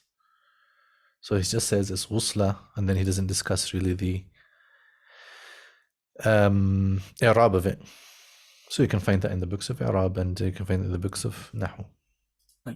وذكر صاحب إيضاح المعاني مجيئها للماضي، وقال السكاكي لا تستعمل إلا في مواضع التفخيم، نحو أيان مرساها، أيان يوم الدين. والمشهور عند النحاة أنها كمتى تستعمل في التفخيم وغيره. وقال بالأول من النحاة علي بن عيسى الرباعي، وتابعه صاحب البسيط، وقال إنما تستعمل في الاستفهام عن الشيء المعظم أمره.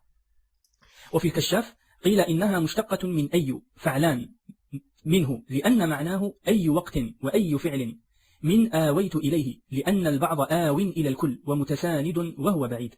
وقيل أصله أي آن، وقيل أي أوان، حذفت الهمزة. Again, I was like, that's really cool, that opinion. Then وهو بعيد. Okay. من أوان، والياء الثانية من أي، وقلبت الواو ياء وأدغمت الساكنة فيها، وقرئ بكسر همزتها. أداة أين اسم. So, theories about where it comes from are very interesting. And they are obviously, like the discussions around dialects and stuff, they're based on certain evidence, but there has to be a certain amount of speculation, scholarly speculation. And then some things might prove to be stronger than others. But it's good that they, did that work for us by thinking about it and looking into it. أين. فهم عن المكان، نحو فأين تذهبون، وترد شرطا عاما في الأمكنة، وأينما أعم منها، نحو أينما يوجهه لا يأتي بخير. الباء المفردة حرف جر له معاني، أشهرها الإلصاق، ولم يذكر لها سيبويه غيره. So obviously باء is a big one, right? الباء المفردة. Prepositional particle with a number of meanings. First is إلصاق. إلصاق. And basically its meanings revolve around إلصاق, which is some kind of attachment, which is said to be permanent in all usages. إنه لا يفارقها. قال في شرح اللب وهو تعلق أحد المعنيين بالآخر، ثم قد يكون حقيقة، نحو قوله تعالى وامسحوا برؤوسكم، أي أوثقوا المسح برؤوسكم، وقوله فامسحوا بوجوهكم وأيديكم منه. وقد يكون مجازا، So not for تبعيد يشافيس. وإذا مروا بهم، أي بمكان يقربون منه. المعنى الثاني التعدية كالهمزة، نحو ذهب الله بنورهم، ولو شاء الله لذهب بسمعهم، أي أذهبه، كما قال تعالى ليذهب عنكم الرجس. Right. So ذهب بي means أذهب, but it is even more مبالغ, because conceptually ذهب بي means like ذهبت بك, or ذهبت بنورك. It's like I came and took your nur and I ran away, right? But when it's ذهب الله بنوري, then it ultimately is going to be the same as أذهب. It's not any different, but there's a stronger مبالغة, there's a stronger sense of like does away with it, right? But to translate it literally, went away with their light. In fact, I think I've seen one of the translators did that. I'll double check. زعم المبرد والسهيلي أن بين تعدية الباء والهمزة فرقا، وأنك إذا قلت ذهبت بزيد كنت مصاحبا له في الذهاب، ورد بالآية. المعنى الثالث الاستعانة، وهي الداخلة على آلة الفعل كباء البسملة. المعنى الرابع السببية، وهي التي تدخل على سبب الفعل، نحو قوله فكلا أخذنا بذنبه، ظلمتم أنفسكم باتخاذكم العجل، ويعبر عنها أيضا بالتعليل. المعنى الخامس المصاحبة كمع، نحو اهبط بسلام، قد جاءكم الرسول بالحق، فسبح بحمد ربك. المعنى السادس الظرفية كفي، زمانا ومكانا، نحو نجيناهم بسحر، ولا نصركم الله ببدر. المعنى السابع الاستعلاء كعلى، نحو من إن تأمنه بقنطار، أي عليه بدليل إلا كما أمنتكم على أخيه. المعنى الثامن المجاوزة كعن، نحو فاسأل به خبيرا، أي عنه بدليل يسألون عن أنبائكم. ثم قيل تختص بالسؤال، وقيل لا تختص، نحو نورهم يسعى بين أيديهم وبأيمانهم. So just to say, I looked up the translation because I wrote about this in an article years ago, which was called Causes of, what's it called? causes of divergence in Quran translations, causes and examples. So it was an old website of mine, and there's a copy of it on the IQSA website, IQSA blog as well. So under وَلَوْ شَاءَ اللَّهُ لَذَهَبَ بِسَمْعِهِمْ وَأَبْصَارِهِمْ, some have said, like Sahih International, he could have taken away their hearing and their sight. Mohsin Khan, he could have taken away. Pixel, he could destroy their hearing and sight. Yusuf Ali, he could take away their faculty. Shakir, he would certainly have taken away. So they've gone with this sense of like dhahaba, take away, which works fine in English. Muhammad Mahmoud Ghali has said, and if Allah had so decided, he would indeed have gone away with brackets, i.e. taken away their hearings and their beholdings, brackets, literally eyesights. So he has some good translations, and that is not one of them, honestly speaking. So he said, causes of divergence. The latter translators understand of the literal meaning of the transitive construction, dhahaba bihi, and his attempt to convey the plural nature of absar, because the word for hearing, sama', occurs in the singular. So that's actually where I got to in that particular process. Right. أي وعن أيمانهم ويوم تشقق السماء بالغمام أي عن الغمام. المعنى التاسع التبعيض كمن نحو عينا يشرب بها عباد الله أي منها. المعنى العاشر الغاية كإلى نحو وقد أحسن بي أي إلي. المعنى الحادي عشر المقابلة وهي الداخلة على الأعواض نحو ادخلوا الجنة بما كنتم تعملون، وإنما لم نقدرها باء السببية كما قال المعتزلة، لأن المعطي بعوض قد يعطي مجانا، وأما المسبب فلا يوجد بدون السبب. المعنى الثاني عشر التوكيد وهي الزائدة، فتزاد في الفاعل وجوبا في نحو أسمع بهم وأبصر، وجوازا غالبا في نحو كفى بالله شهيدا، فإن الاسم الكريم فاعل، وشهيدا نصب على الحال أو التمييز، والباء زائدة ودخلت لتأكيد الاتصال، لأن الاسم في قوله كفى بالله متصل بالفعل اتصال الفاعل. قال ابن الشجري وفعل ذلك إيذانا بأن الكفاية من الله ليست كالكفاية من غيره في عظم المنزلة، فضوعف لفظها للتضاعف معناها. وقال الزجاج دخلت لتضمن كفى معنى اكتفى. قال ابن هشام وهو من الحسن بمكان.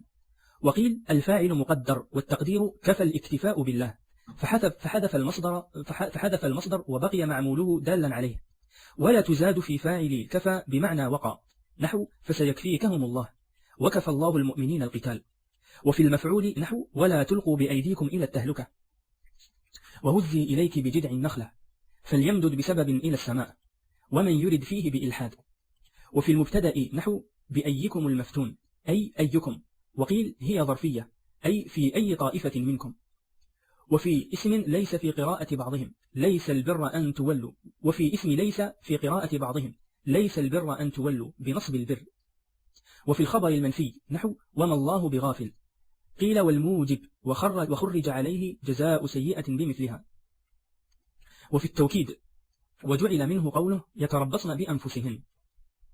فائدة: اختلف في الباء من قوله تعالى وامسحوا برؤوسكم، فقيل للإلصاق وقيل للتبعيض وقيل. Okay, so before we get to this Shafi'i stuff, I'm just saying, well, mujab, have I got this? Sixthly to emphasis. Okay, the fourthly, fifthly, sixthly, I've kind of added these numbers. Okay. Jaza'u sayyitin bimithliha.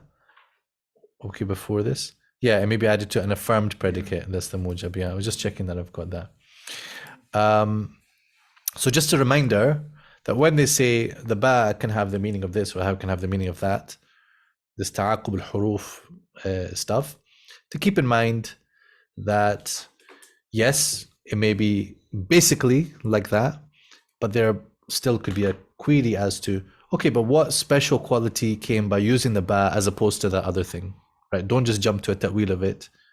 Or ba here is meaning ila, وقد أحسن بي, right? For example, أي أحسن إلي. You know, maybe there's a subtlety in the use of the harf.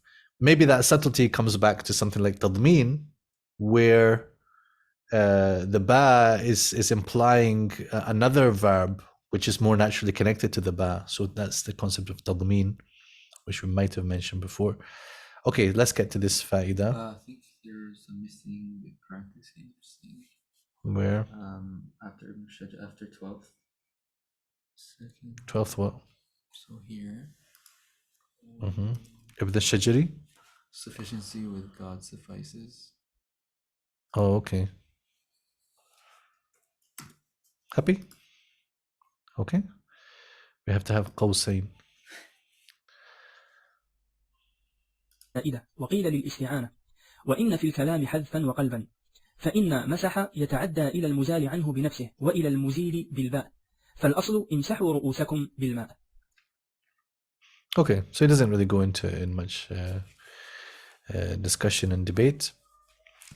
But for Shafi'is, the bi ru'usikum is some of, right? That's what you guys say? للتبعيض.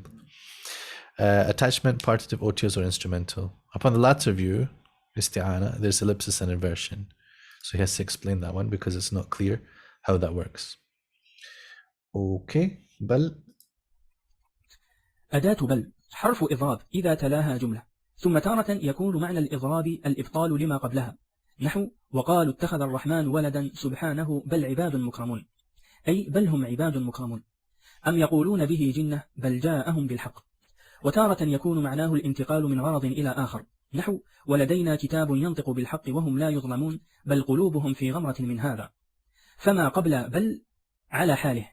وكذا قد أفلح من تزكى وذكر اسم ربه فصلى بل تؤثرون الحياة الدنيا.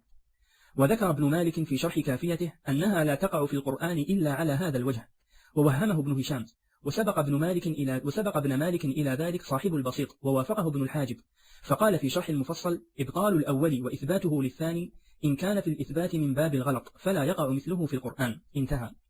أما إذا تلاها مفرد فهي حرف عطف ولم تقع في القرآن كذلك. So a person in their speech, they might say something and then they say جاءني ثلاثة بل أربعة, and that bal is cancelling out my thalatha because that was a mistake on my part, so I do istidrak. So that cannot be the sense in which it appears in the Quran because that would imply a mistake. So إلا على هذا الوجه. So the wajh then is that the previous thing is affirmed, but sometimes the negation is just simply implied. Where's the examples of this? أم يقولون به جنة بل جاءهم بالحق, right?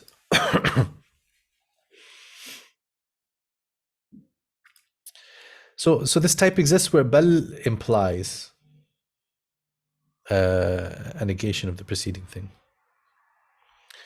right? أما إذا تلاها مفرد فهي حرف عطف. Okay. So, you can sometimes say, I don't know, did they say أكلت السمك ذسكا بل رأسها, this is the famous example, right? So in that case, bal is a حرف عطف, but that doesn't occur in the Quran. أداة بلى حرف أصلي الألف وقيل الأصل باء الباء والألف زائدة وقيل هي للتأنيث بدليل إمالتها ولها موضعان أحدهما أن تكون ردا لنفي يقع قبلها نحو ما كنا نعمل من سوء بلى أي عملتم السوء لا يبعث الله من يموت بلى أي يبعثهم زعم الذين كفروا أن لن يبعثوا قل بلى وربي لتبعثن قالوا ليس علينا في الأميين سبيل ثم قال بلى. The way to tell if someone's been to an Arabic class is you ask them أليس كذلك, and they say بلى, right? If you say أليس كذلك, say نعم لست متعلما ولا تلقنت عن شيخ من الأشياخ. So yeah, just to show the sheikh that you attended something one day, make sure you say bala. Or if you're speaking Spanish, no, If you're speaking bal, if you're speaking French, you say si. In Spanish, you say si for na'am. In French, you say si for bala. Hashtag فائدة فرنسية. عليهم سبيل وقالوا لن يدخل الجنة إلا من كان هودا أو نصارى ثم قال بلى أي يدخلها عليهم وقالوا لن تمسنا النار إلا أياما معدودة ثم قال بلى أي تمسهم ويخلدون فيها. And again, this is another place where in English you may use indeed. Right? In fact, I think I said that to you a bit earlier, that it's for bala. But it can be used for bal also. I think you said bal. It can be used for bal and it can be used for bala. Because look, from one topic to another. These examples don't work too well for indeed. But like أكلت السمكة بلا رأسها, indeed I ate its head. It can work there and it can work for bala. الموضع الثاني أن تقع جوابا لاستفهام دخل على نفي فتفيد إبطاله سواء كان الاستفهام حقيقيا نحو أليس زيد بقائم فتقول بلى وتوبيخا نحو أم يحسبون أنا لا نسمع سرهم ونجواهم أيحسب الإنسان أن لن نجمع عظامه بلى أو تكون تقريرا نحو ألست بربكم قالوا بلى. قال ابن عباس وغيره لو قالوا نعم كفروا ووجهه أن نعم تصديق للمخبر Right? They didn't attend any dars and they, you know, who's they? Us. We were there, you know. That's where we came from. The world of Alast. What does the world of Alast means? Alastu bi rabbikum. So they say the world of Alast. So I say we came, alas, from the world of Alast into the world of lust. Yeah, you like? Hashtag poetry. hashtag فائدة. بنفي أو إيجاب فكأنهم قالوا لست ربنا بخلاف بلى فإنها لإبطال النفي فالتقدير أنت ربنا. ونازع في ذلك السهيلي وغيره بأن الاستفهام التقريري خبر موجب ولذلك امتنع سيبويه من جعل أم متصلة في قوله تعالى أفلا تبصرون أم أنا خير لأنها لا تقع بعد الإيجاب وإذا ثبت أنه إيجاب فنعم بعد الإيجاب تصديق له انتهى. قال ابن هشام ويشكل عليهم أن بلى لا يجاب بها عن الإيجاب اتفاقا. أداة بئس فعل لإنشاء الذم لا يتصرف. Oh, okay, that was all I needed to say about بئس. So bala has got a bit more kalam around it. If you're not asking about it, we'll just keep moving. Bitsa for dispraise, which is them. Its opposite is ni'ma, see below. Between these, we have got bayna. أداة بين. قال الراغب هي موضوعة للخلل بين الشيئين ووسطهما. قال تعالى وجعلنا بينهما زرعا. وتارة تستعمل ظرفا وتارة اسما. فمن الظرف لا تقدموا بين يدي الله ورسوله فقدموا بين يدي نجواكم فاحكم بيننا بالحق.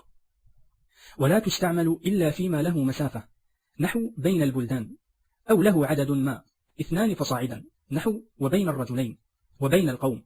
ولا يضاف إلى ما يقتضي معنى الوحدة إلا إذا كرر نحو ومن بيننا وبينك حجاب فاجعل بيننا وبينك موعدا. وقرئ قوله تعالى لقد تقطع بينكم بالنصب على أنه ظرف وبالرفع على أنه اسم مصدر بمعنى الوصل. ويحتمل الأمرين قوله تعالى ذات بينكم وقوله فلما بلغ مجمع بينهما أي فراقهما. أداة التاء حرف جر معناه القسم يختص بالتعجب وبسم الله تعالى. قال في الكشاف في قوله وتالله لأكيدن أصنامكم التاء أصل حرف القسم والواو بدل فيها والتاء بدل من الواو وفيها زيادة تعني التعجب كأنه تعجب من تسهل الكيد على يديه وتأتيه مع عتو وغرور انتهى. أداة تبارك فعل. So what he read sounded like completely different.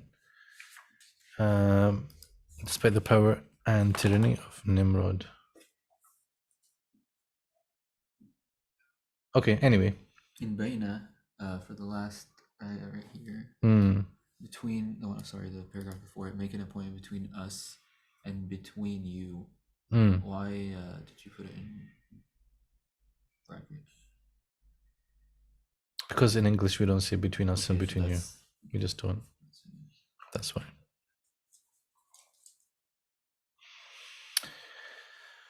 لا يستعمل إلا بلفظ الماضي ولا يستعمل إلا لله.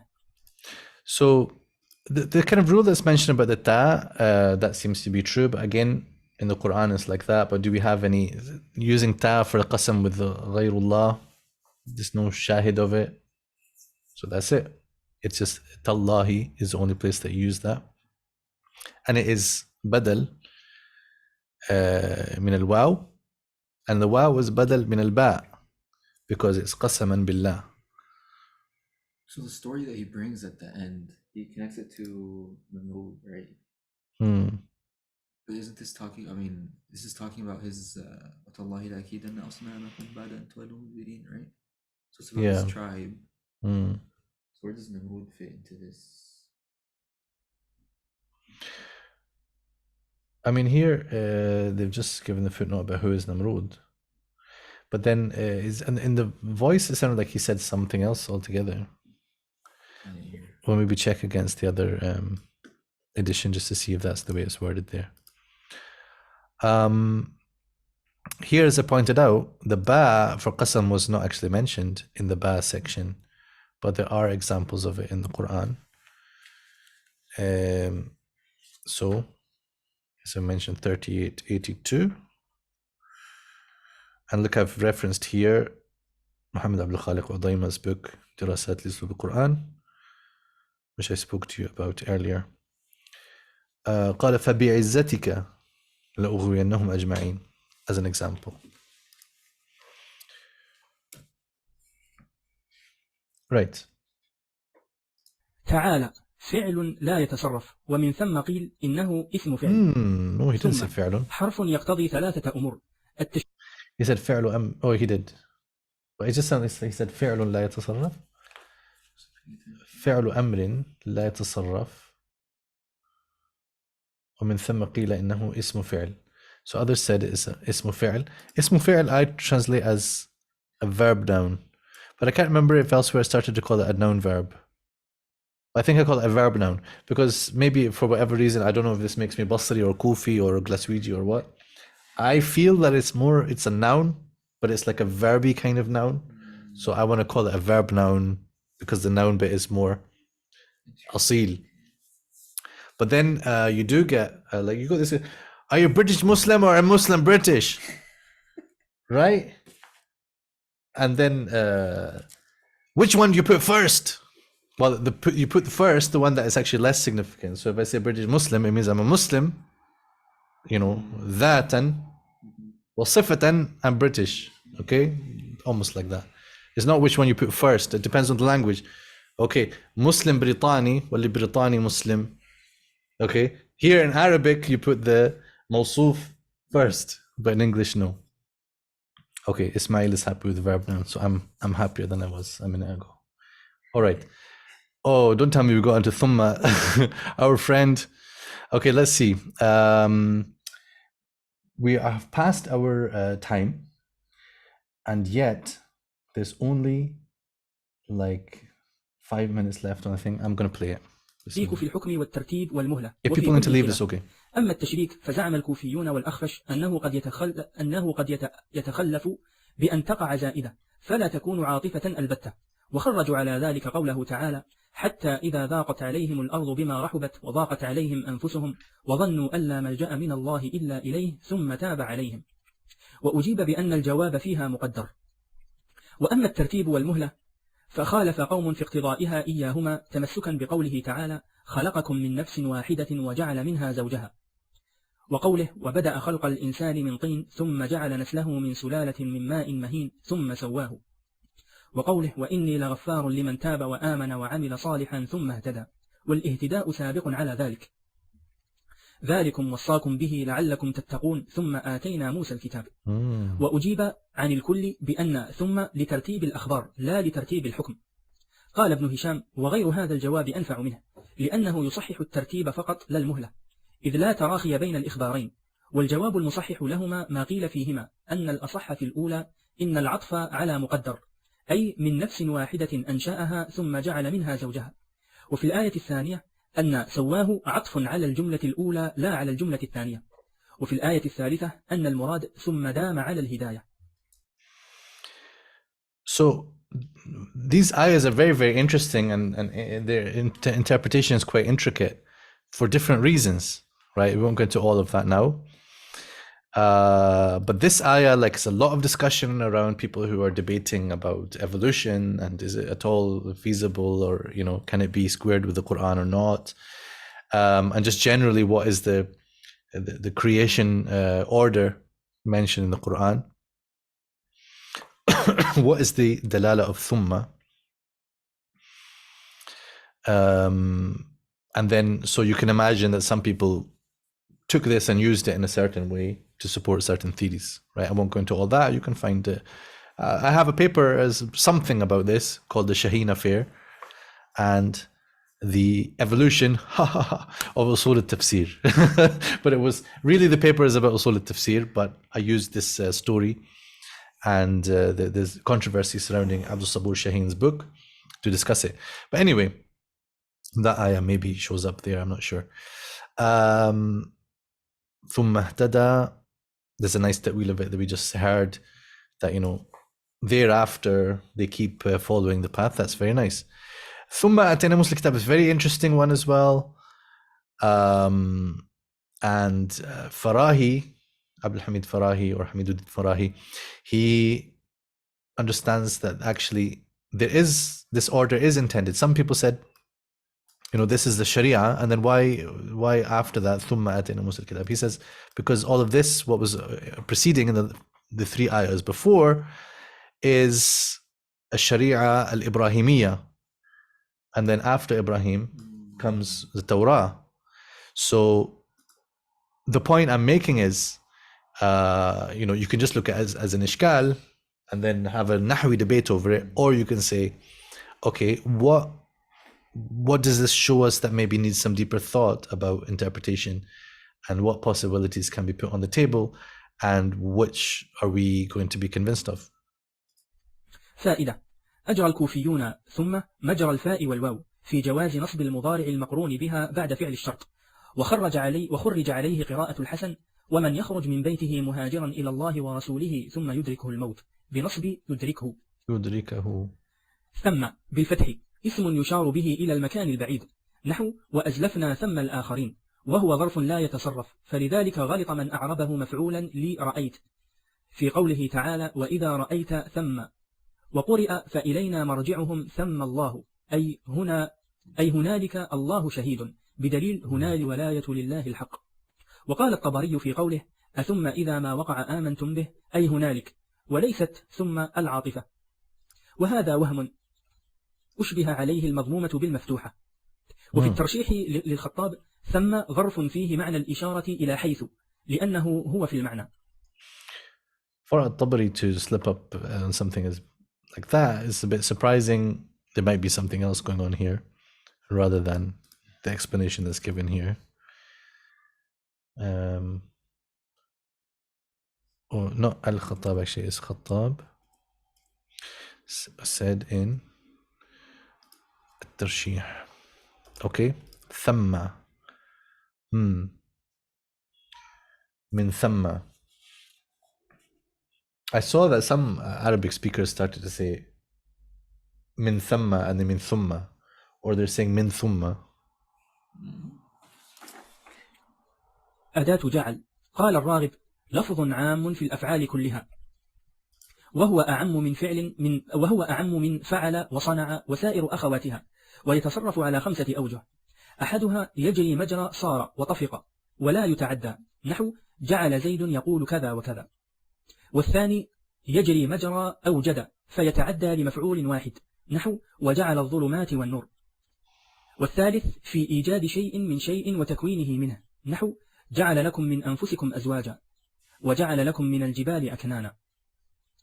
والرابع في تصيير الشيء على حالة دون حالة، نحو الذي جعل لكم الأرض فراشا وجعل القمر فيهن نورا.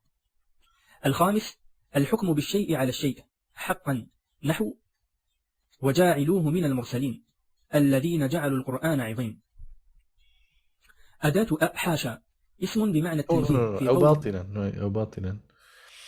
So حقا كان أو باطلا. So sometimes you have to pay attention when translating as to how a discussion sort of branches off. So whether that be true, and then example, or false. يجعلون لله البنات. And الذين جعلوا القرآن عضين. Okay. And حاشا, which will end on inshallah. تعالى حاش لله ما علمنا عليه من سوء. حاش لله ما هذا بشرا، لا فعل ولا حرف، بدليل قراءة بعضهم حاشا لله بالتنوين، كما يقال براءة من الله. وقراءة ابن مسعود حاش لله بالإضافة كمعاذ الله وسبحان الله. ودخولها على اللام في قراءة السبعة. والجار لا. So as you can see in the footnote I've said here, it's written here as hasha. In the copy I was using originally, it said hasha, but I guess I'll go back. I'll follow this edition. I'll be happier that way. The final alif is not written in the Quranic verses and is generally not pronounced. If we're being hafso-normative about it, it's actually, no, it's hasha. It's not hasha. That's a mistake. No, it's not a mistake. It's another qira'ah. The reading of Abu Amr, waslan la waqfan, because if he stops in it, he will say hash if he had to stop. I'm sure he'd avoid that. Right. It is neither a verb nor a particle. Some said hashan lillah. Therefore, you're getting the sense it is an ism. And then you have this idafa in the reading of Ibn Mas'ud, hashallahi, like ma'adallah, subhanallah. Some said that it's a verb now, ismu fi'l, meaning atabarra'u. So it's tricky. In Surah Yusuf, as you know, we translated, it occurs a few times, and it's actually tricky, depending on what it means in each cases. And I'm not entirely satisfied with what we ended up with. يدخل على الجر، وإنما ترك التنوين في قراءتهم لبنائها لشبهها بحاشا الحرفية لفظا. وزعم قوم أنها اسم فعل معناه أتبرأ وتبرأت لبنائها، ورد بإعرابها في بعض اللغات. وزعم المبرد وابن جني أنها فعل، وأن المعنى في الآية جانب يوسف المعصية لأجل الله، وهذا التأويل لا يتأتى في الآية الأخرى. وقال الفارسي حاشا فعل من. It's a bit like what is said if you say فأولى لهم قول معروف. Okay, if that were the only occurrence, that ta'wil would be fine, and that might be the best, that would be all we say about it. But in other أولى لك فأولى, things like that, you know, where it doesn't work, problematizes it, meaning that in the places where it does work, right? It doesn't 100% rule it out. But here, for example, hasha lillah, he hasha for the sake of God, you know, he avoided the sin for the sake of God. All right, in one place that works, but what are you going to do with the others? You need to have an account for what does hasha lillah mean as a phrase. حشا وهو الناحية، أي صار في ناحية، أي بعد مما رمي به وتنحى عنه، أي بعد مما رمي به وتنحى عنه، فلم يغشه ولم يلابسه. ولم يقع في القرآن حاشا إلا استثنائية. Oh, did he just say إلا استثنائية? No, العكس.